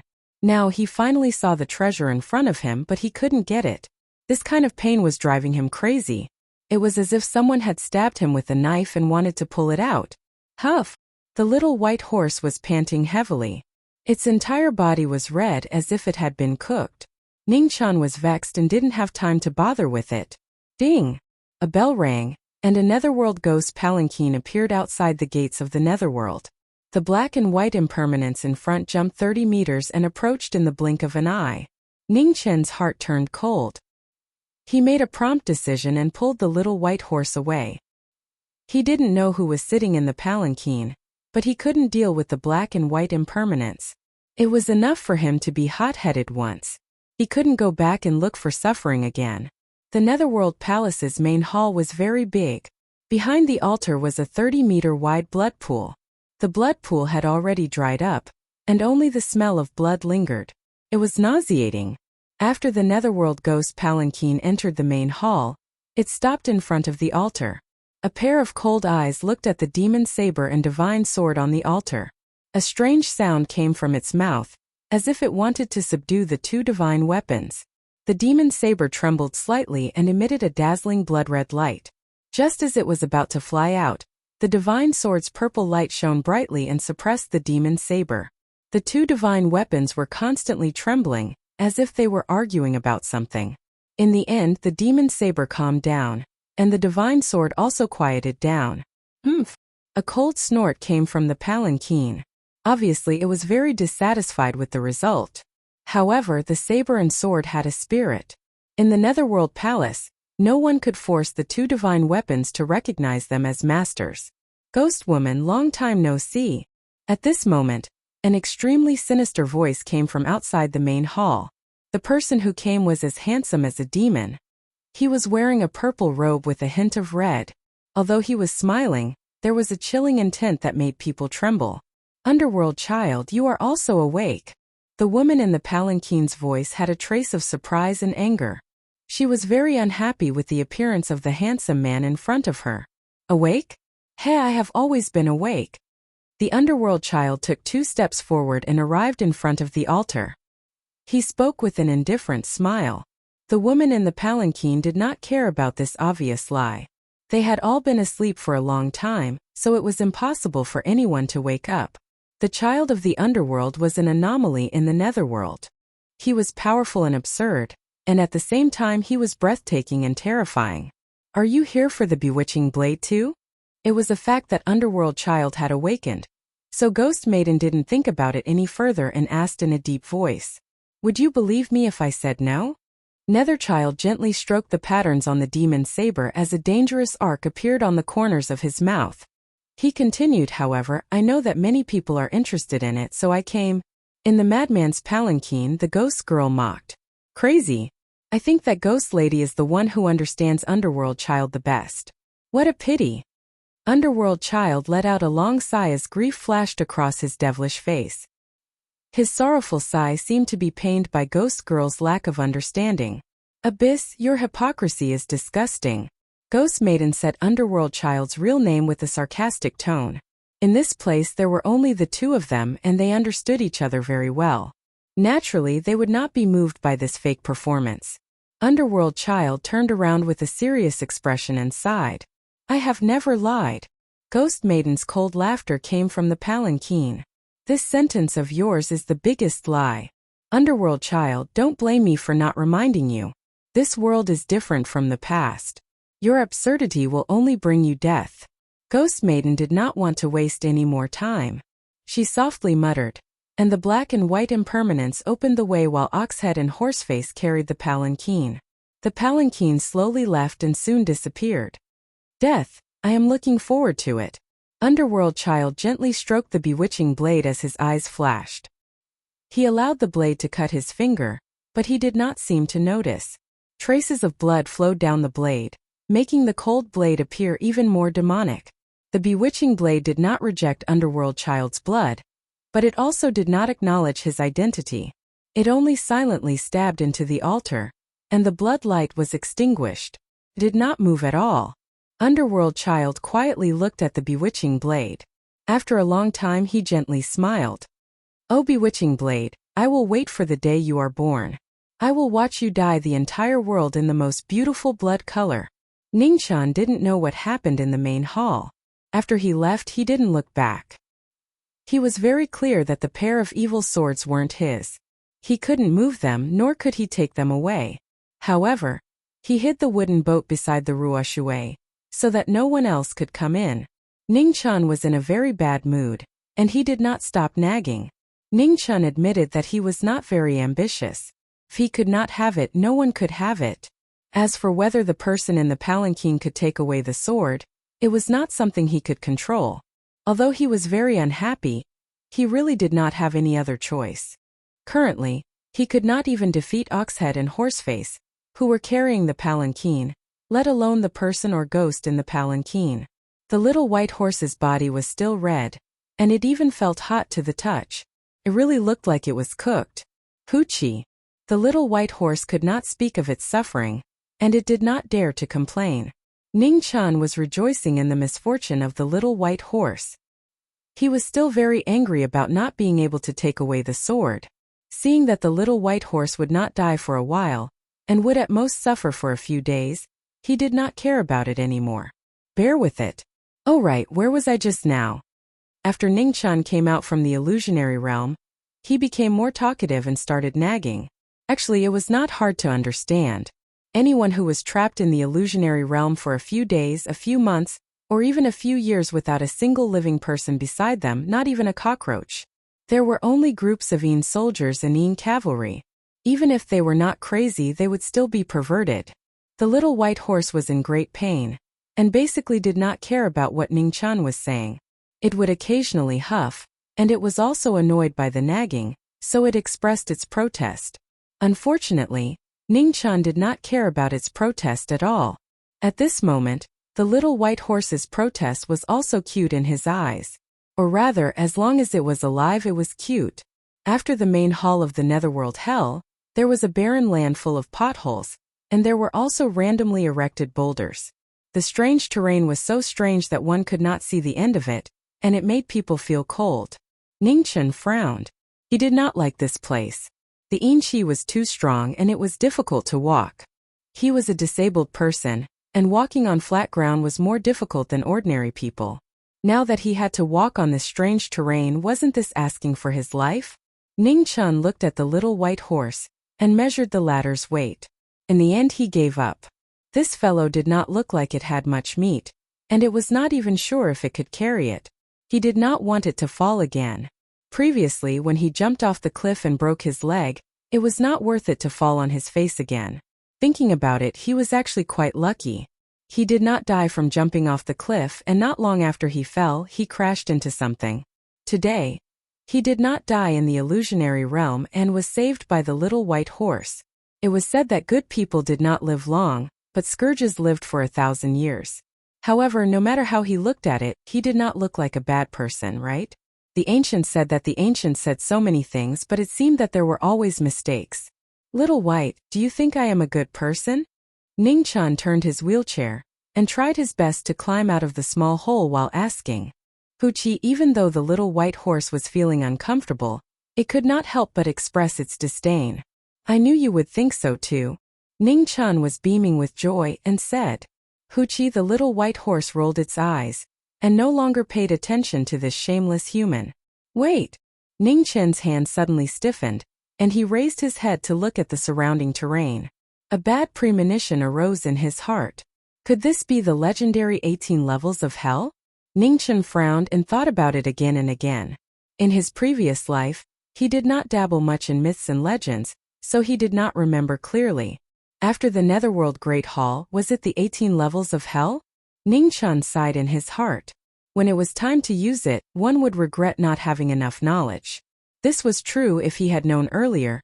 He would have read more books about myths and legends. After walking for an unknown amount of time, the man and the horse finished their dry rations, and their throats were so dry that smoke was coming out. However, they realized that this strange place seemed to have no end. "Little White, we won't starve to death here, right?" Ning-chan slowly turned his wheelchair and said weakly. Wuxia, the little white horse, turned its head and huffed, indicating that they could go back the way they came from. Ning-chan was silent for a moment, but he still shook his head. He kept feeling that there was a terrifying monster behind them, and he did not dare to have the thought of turning back. Wuxia, the little white horse, continued to walk forward, meaning that if they did not turn back, then so be it. If they were to die, then they would die together. Righteous. Ning-chan was very satisfied with the little white horse's attitude, and he grinned with difficulty. He decided that if he could survive, he would treat this fellow a little better. After walking for another half a day, just when the man and the horse were about to run out of energy, on the wheelchair, Ning-chan's body suddenly trembled, and he let out a long and painful groan. In his chi-si, the two golden pieces of paper started to devour each other after they were no longer nourished by true chi.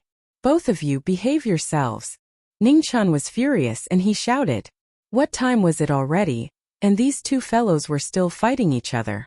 The little white horse was shocked, and it looked at Ning-chan, not understanding what was going on. The two golden pieces of paper seemed to be natural enemies. When there was still enough true chi in his chi-si, they could still coexist. However, now that the true chi in his dantian's chi-si had almost dissipated, the two golden pieces of paper could no longer maintain peace. Ning-chan's face was very ugly, and he said in a deep voice, "If I die here, the two of you will die with me. You better behave yourselves." Buzz. The two golden pieces of paper trembled, as if they understood, and they stopped fighting and gradually calmed down. What kind of damned world is this? Even a piece of paper can become a spirit. Ning-chan cursed in a bad mood, and then a thought flashed through his mind, a thought that even he felt was ridiculous. However, he had seen even more ridiculous things, and he did not mind trying again. Forcefully urging the last trace of true chi into the golden pieces of paper on the altar, Ning-chan calmed his mind and said, "Listen well, now we are grasshoppers tied to the same rope. Since you came from the netherworld, you naturally know how to get out. If you don't want to be buried here with me forever, come out and show me the way." The golden pieces of paper were silent at first, and then they actually flew out of Ning-chan's chi-si. On the paper, golden light shone brightly, and the dazzling light shone into the distance. Vaguely, a large black crack could be seen. Fuck. This time, Ning-chan finally could not help but curse. They had already passed through that place, but there was no crack at all at that time. Nay. The little white horse excitedly raised its front hooves, and for the first time in its life, it no longer pretended to be mute. The little white horse ran very fast, abandoning Ning-chan without any sense of loyalty. Ingrate. Ning-chan cursed angrily, and turned the wheelchair with both hands, slowly and unsteadily walking towards the large crack. This lousy place was really full of potholes.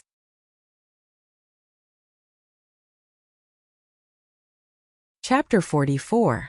The crack was very wide, as if an axe had cut through the void. If it wasn't for the golden light, Ning-chan and the others probably wouldn't have been able to find it even if they searched for a lifetime. In this damned world, there were always some damn things that people couldn't understand. For example, Xiantian, or a paper that glows on its own. Ning-chan felt that his original worldview was like a mirror that had been smashed to the ground. It couldn't be any more broken. Walking into the crack, a man and a horse silently walked forward. The way out was right under their feet, but it still felt somewhat unreal. It turned out that he still couldn't completely accept everything that had happened before. The crack's path came to an end, and in a daze they appeared on a snowy plain. The little white horse's first action was to kick its hooves and give a flirtatious look. Then it plunged into the snow and began to eat wildly. Ning-chan looked at it with disdain. This country bumpkin that hadn't experienced the world really had no manners. In the next moment, Ning-chan gently picked up a handful of snow and stuffed it into his mouth. Then he began to chew with ice shards in his mouth. Awesome. A man and a horse comfortably raised their heads. their faces filled with happiness. Their days in the netherworld were truly hell. They didn't eat, drink, or even eat snow. Now they found that just eating a mouthful of snow was bliss. The burning sensation in his throat had subsided quite a bit. Ningchen threw away the snow in his hand and saw that the little white horse was still madly eating. He couldn't help but frown. He slapped the horse's butt and scolded, "Little white horse, do you want to die? If it ate like this, it would even lose its life." Everything had to be done in moderation. Their bodies were still very weak and couldn't endure this kind of torture. Wuxia. The little white horse glanced at the former, then took 2 steps back and continued to eat as it pleased. Ningchen was furious. Just as he was about to flip out, he suddenly saw that the snow under the little white horse had completely melted. He couldn't help but be startled. What was that pearl that this fellow swallowed? It had been so many days, but it still had such a big effect. Ningchen was worried, but seeing the little white horse happily eating, he didn't stop it. "Wait here, don't run around." After saying that, Ningchen turned his wheelchair and walked away. Not long after, Ningchen came back with a roe deer in his hand. It wasn't big, but it was enough for a man and a horse to eat. He didn't know if the little white horse ate meat, but at this point in time it had no choice but to eat. The fire starter had been extinguished, and there was no dead wood around it, so it was impossible for him to start a fire. His cultivation had not reached the level of God's Son who could trigger changes in heaven and earth, so he could not start a fire out of thin air. After simply dissecting the roe deer, Ningchen held back his disgust and stuffed a piece of meat into his mouth. The fishy smell assailed his nostrils. His stomach, which had not eaten for many days, spasmed and turned sour. But he knew that if he didn't eat, he would die. His body couldn't support him walking out of this snowfield. After stuffing 2 pieces of meat into his mouth, Ningchen cut off another piece and stuffed it into the little white horse's mouth. Wuxia. The little white horse didn't want to eat it and spat it out. "Eat it!" Ningchen's face sank as he shouted. Seeing that its master was angry, the little white horse whimpered in grievance. It picked up the raw meat in the snow and ate it with difficulty. Ningchen felt that his words were a little harsh. He sighed softly and stroked the little white horse's head. "Bear with it. As long as you can survive, suffering a little is worth it." The little white horse rubbed its head against Ningchen's chest, looking very wronged. "All right, don't dawdle like a girl. Hurry up and eat." Ningchen pushed the little white horse away and said impatiently. The raw meat that hadn't been processed had a strong fishy smell. It was dripping with blood. The little white horse ate with difficulty, and Ningchen ate with disgust. The man and the horse stared at each other in the wasteland. No one was willing to lose out, afraid that the other would eat less. The roe deer in the snowfield were very small. After removing the internal organs and fur, there was not much meat left. Ningchen looked at the last piece of meat and stuffed it into the little white horse's mouth. He then used the snow on the ground to clean his hands and said indifferently, "Let's go." The little white horse painfully swallowed the last piece of meat, and then obediently moved its hooves. As it walked, it felt nauseous. The snow finally stopped, but the sun was not out yet. This snow was a disaster, especially in the north. Everywhere was white. Ningchen didn't know where he was. He didn't even know the direction. The snowfield was the same everywhere. He couldn't tell north from south. It was easy to get snow blindness when walking in the snow. So, Ningchen would cover the little white horse's eyes every once in a while. Then he would close his own eyes and move forward based on his feelings. They didn't know the direction anyway, so they just had to keep walking. However, he didn't expect that if one was unlucky, one's teeth would get stuck even if they drank cold water.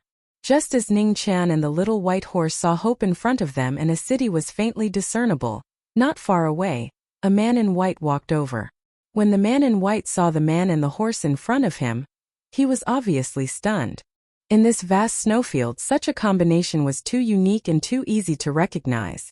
There was a saying that went, "Wear out iron shoes in fruitless search, only to find it by sheer luck." Ningchen felt a murderous intent from the man and frowned slightly. Before he could think carefully, he saw a cold sword light coming at him. Bang! The sword and finger collided, creating a waterfall of snowflakes.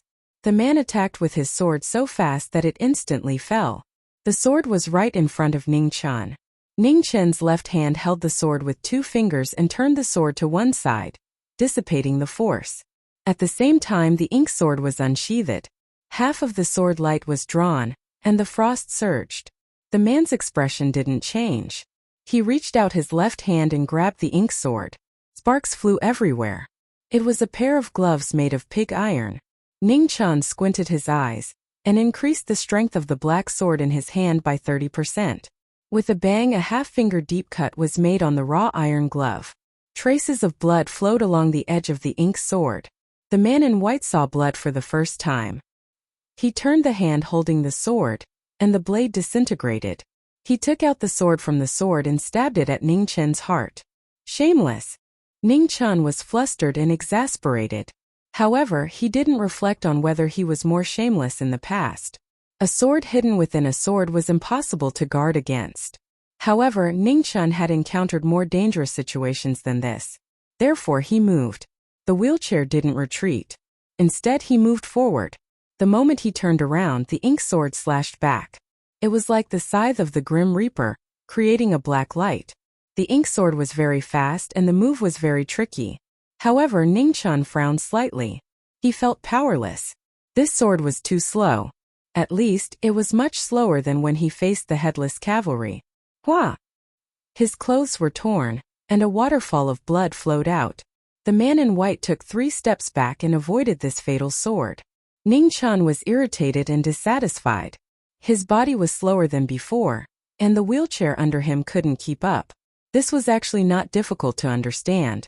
After all, there was a difference between an illusion and reality. How could it be so easy to turn an illusion into reality? The man in white was also in a bad mood.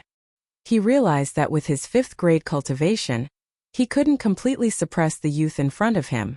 In terms of moves, he was faintly at a disadvantage. Ning Chan sat in the wheelchair. He narrowed his eyes to hide his thoughts. Through the short exchange just now, he could feel that the man in white's cultivation wasn't as good as the old eunuch.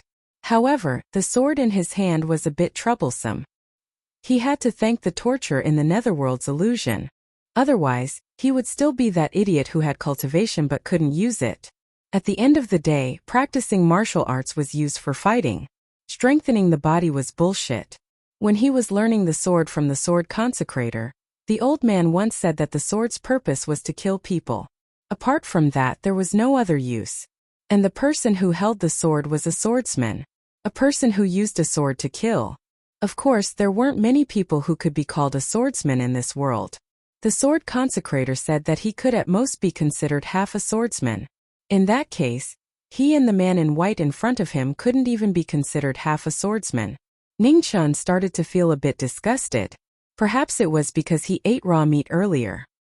His eyes were also hurting from the piercing snow. This place really wasn't a good place to fight. The man in white looked at the youth in front of him. In an instant, the long sword was about to take his life. The moment the sword was out, he was still wondering why this youth seemed to be absent-minded. Ning Chan came back to his senses. The ink sword was placed in front of him, blocking the sword in front of his throat. Immediately, his head tilted. The ink sword slashed across the body of the long sword.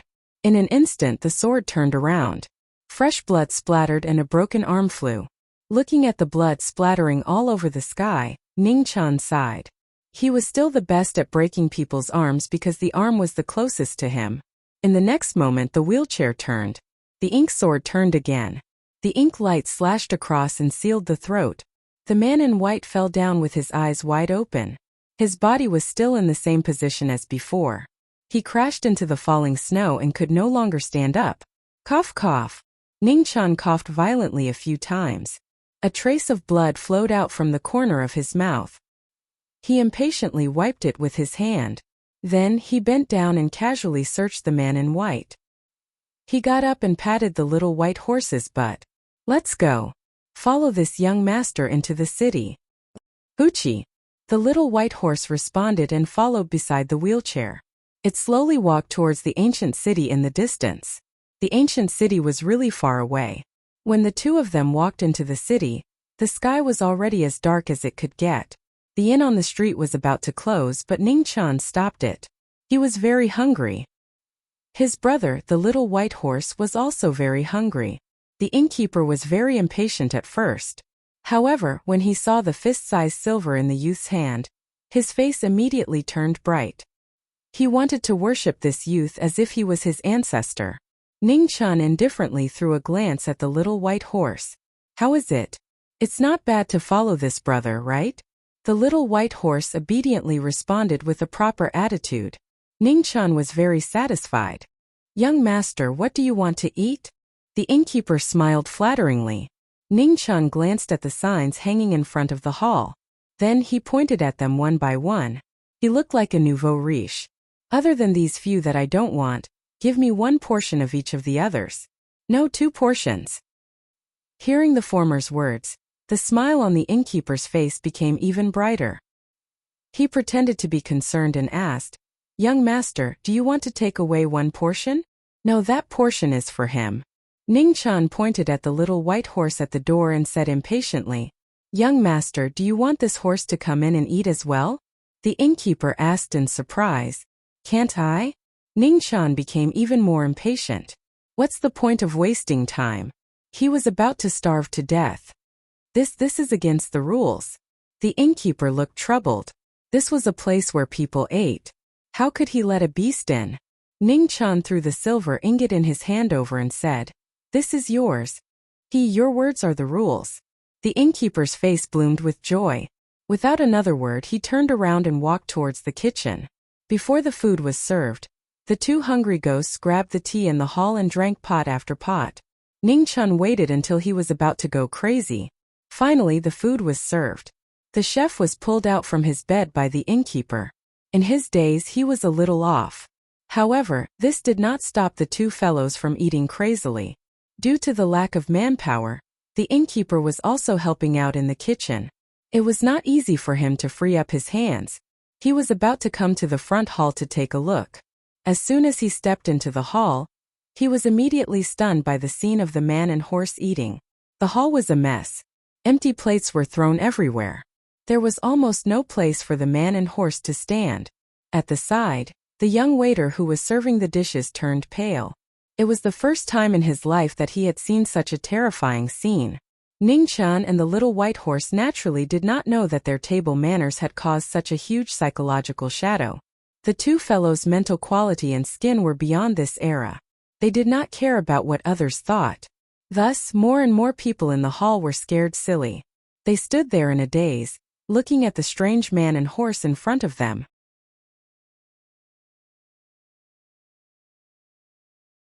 Chapter 45.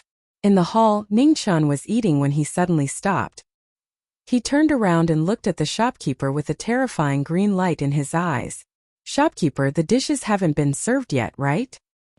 I'll go and serve them now. Being stared at by this terrifying gaze, the shopkeeper was sweating profusely. He stuttered as he replied.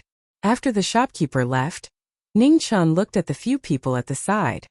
His killing intent was overflowing, scaring them so much that they immediately scattered and went back to serve the dishes. The rest of the dishes were quickly served.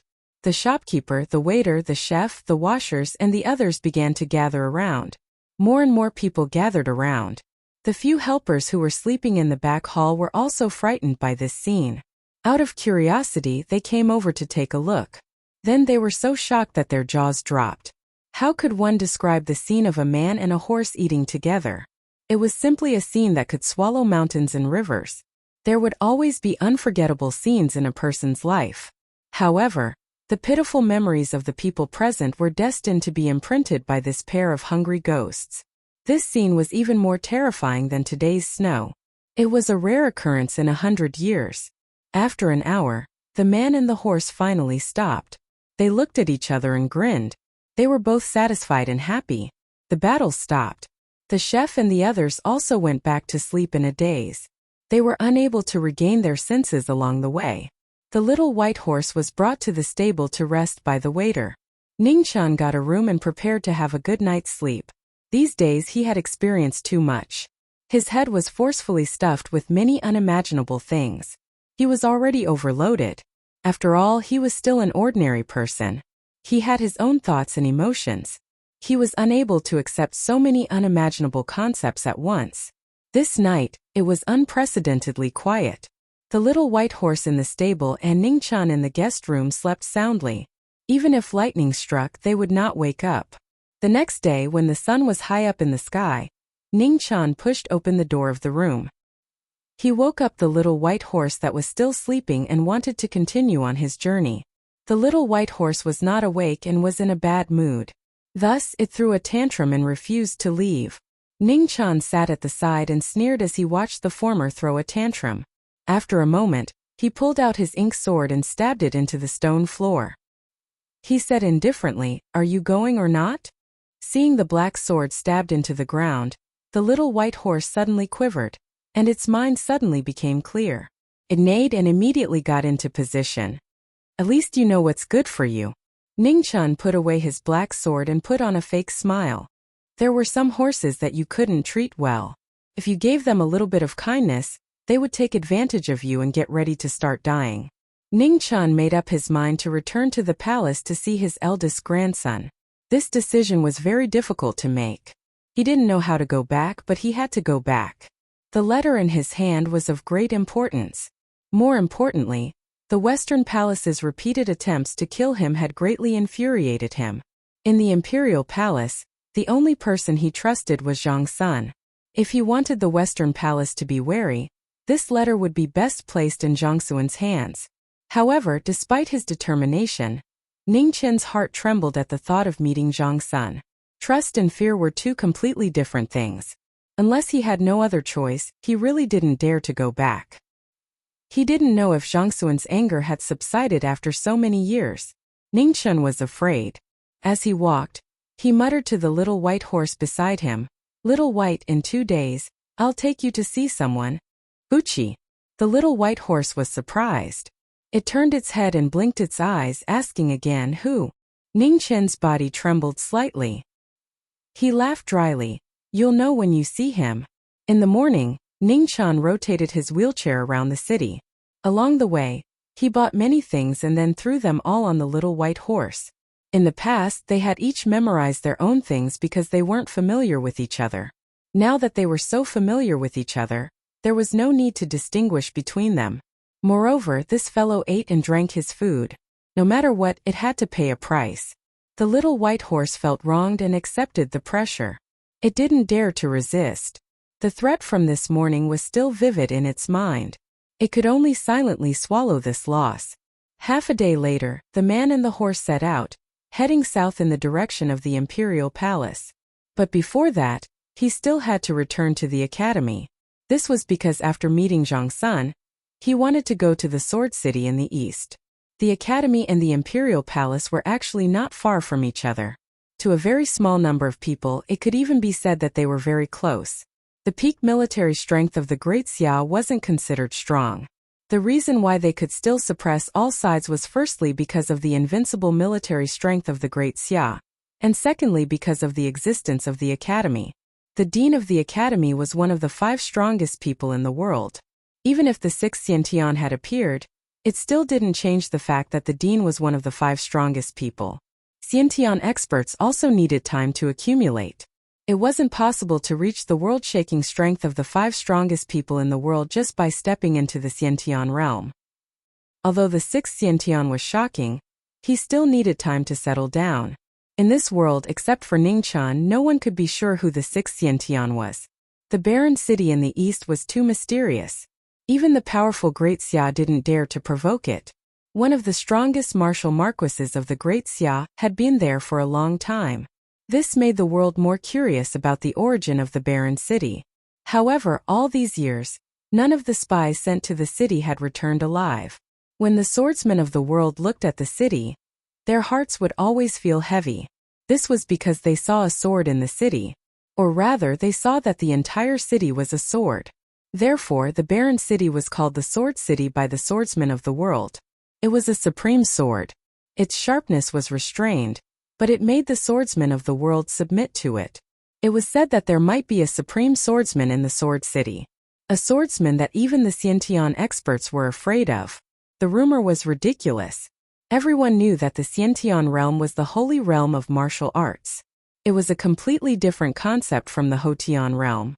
If there was someone who could fight against a Xiantian expert, then that person must be a Xiantian expert. However, even if it was such a ridiculous rumor, many swordsmen still believed it.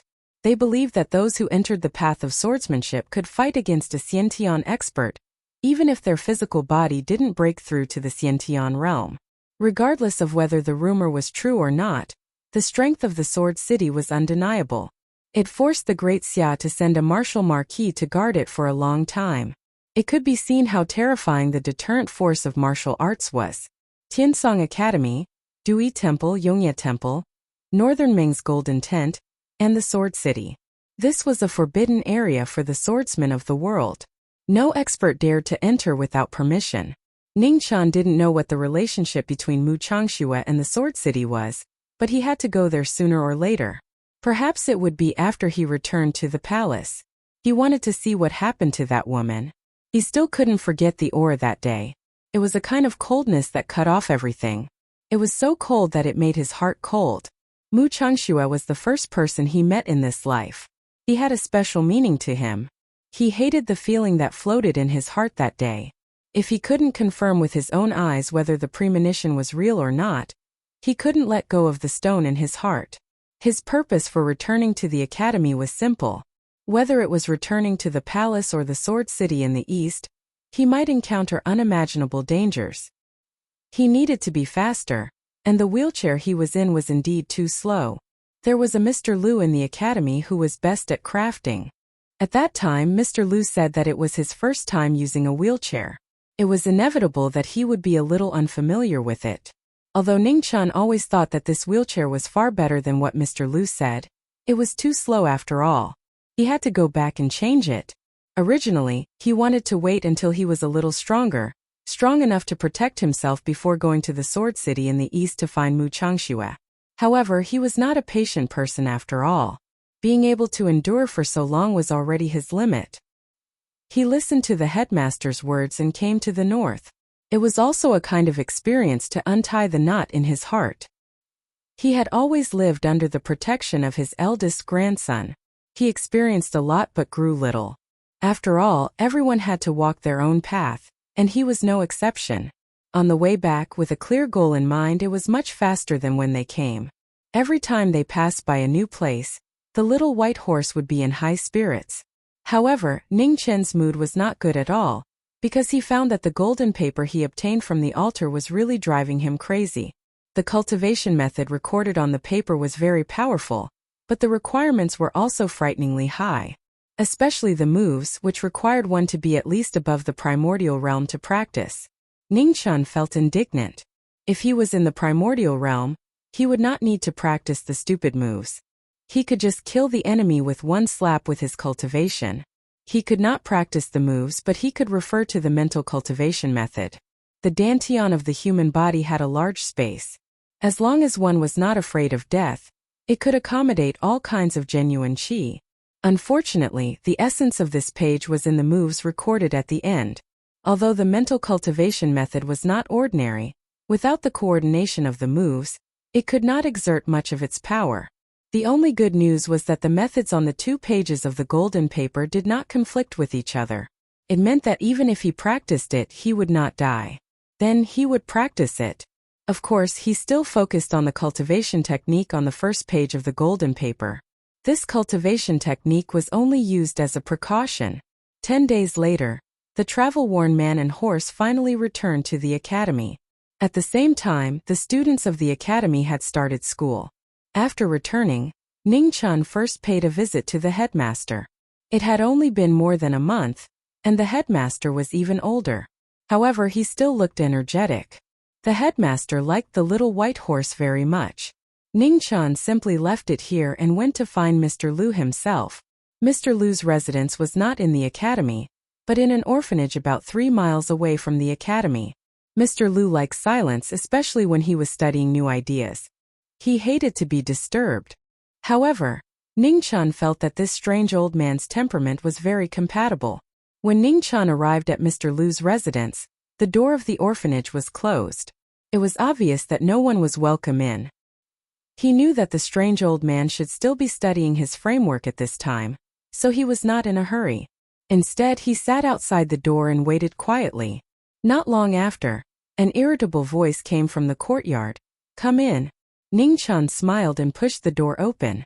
He saw a messy old man fiddling with a pile of wood. "Mr. Liu, you're not dead yet?" Mr. Liu did not even raise his head. He already knew who the person was. He was in a wheelchair, so he could tell from the voice. Ning Chun laughed and replied, "Mr. Liu, you worry too much. I don't want to die yet." However, before he finished speaking, Ning Chun's eyes suddenly shrank. His right hand instantly pulled out the ink sword and placed it in front of him. With a bang, his body and the wheelchair slid more than 3 feet away. "Not bad. You've improved a lot." Mr. Liu clapped his hands. He roughly understood why Ning Chun came over. This wheelchair was indeed slow. Cough cough. Ning Chun's chest tightened and he vomited a mouthful of blood. He immediately glared at the old man in front of him and said angrily, "Old man Liu, your menopause is not over yet." "Menopause?" Mr. Liu did not understand and asked doubtfully. Ning Chun wiped the blood from the corner of his mouth and said, "It means to praise your intelligence." Mr. Liu nodded. "Oh, then your whole family is menopause." Ning Chun shut up. He knew that this old man was much more difficult to deal with than he looked. He was shrewd and did not lie at all. You're tuning into the Li Mei's Wuxia Whispers YouTube channel. We're so grateful for your support, and don't forget to subscribe to join us on this incredible journey through captivating stories. Your generosity through donations truly makes a world of difference, as it's the primary source of revenue that allows me to expand and enhance this channel for you. Thank you from the bottom of my heart for being a part of this adventure.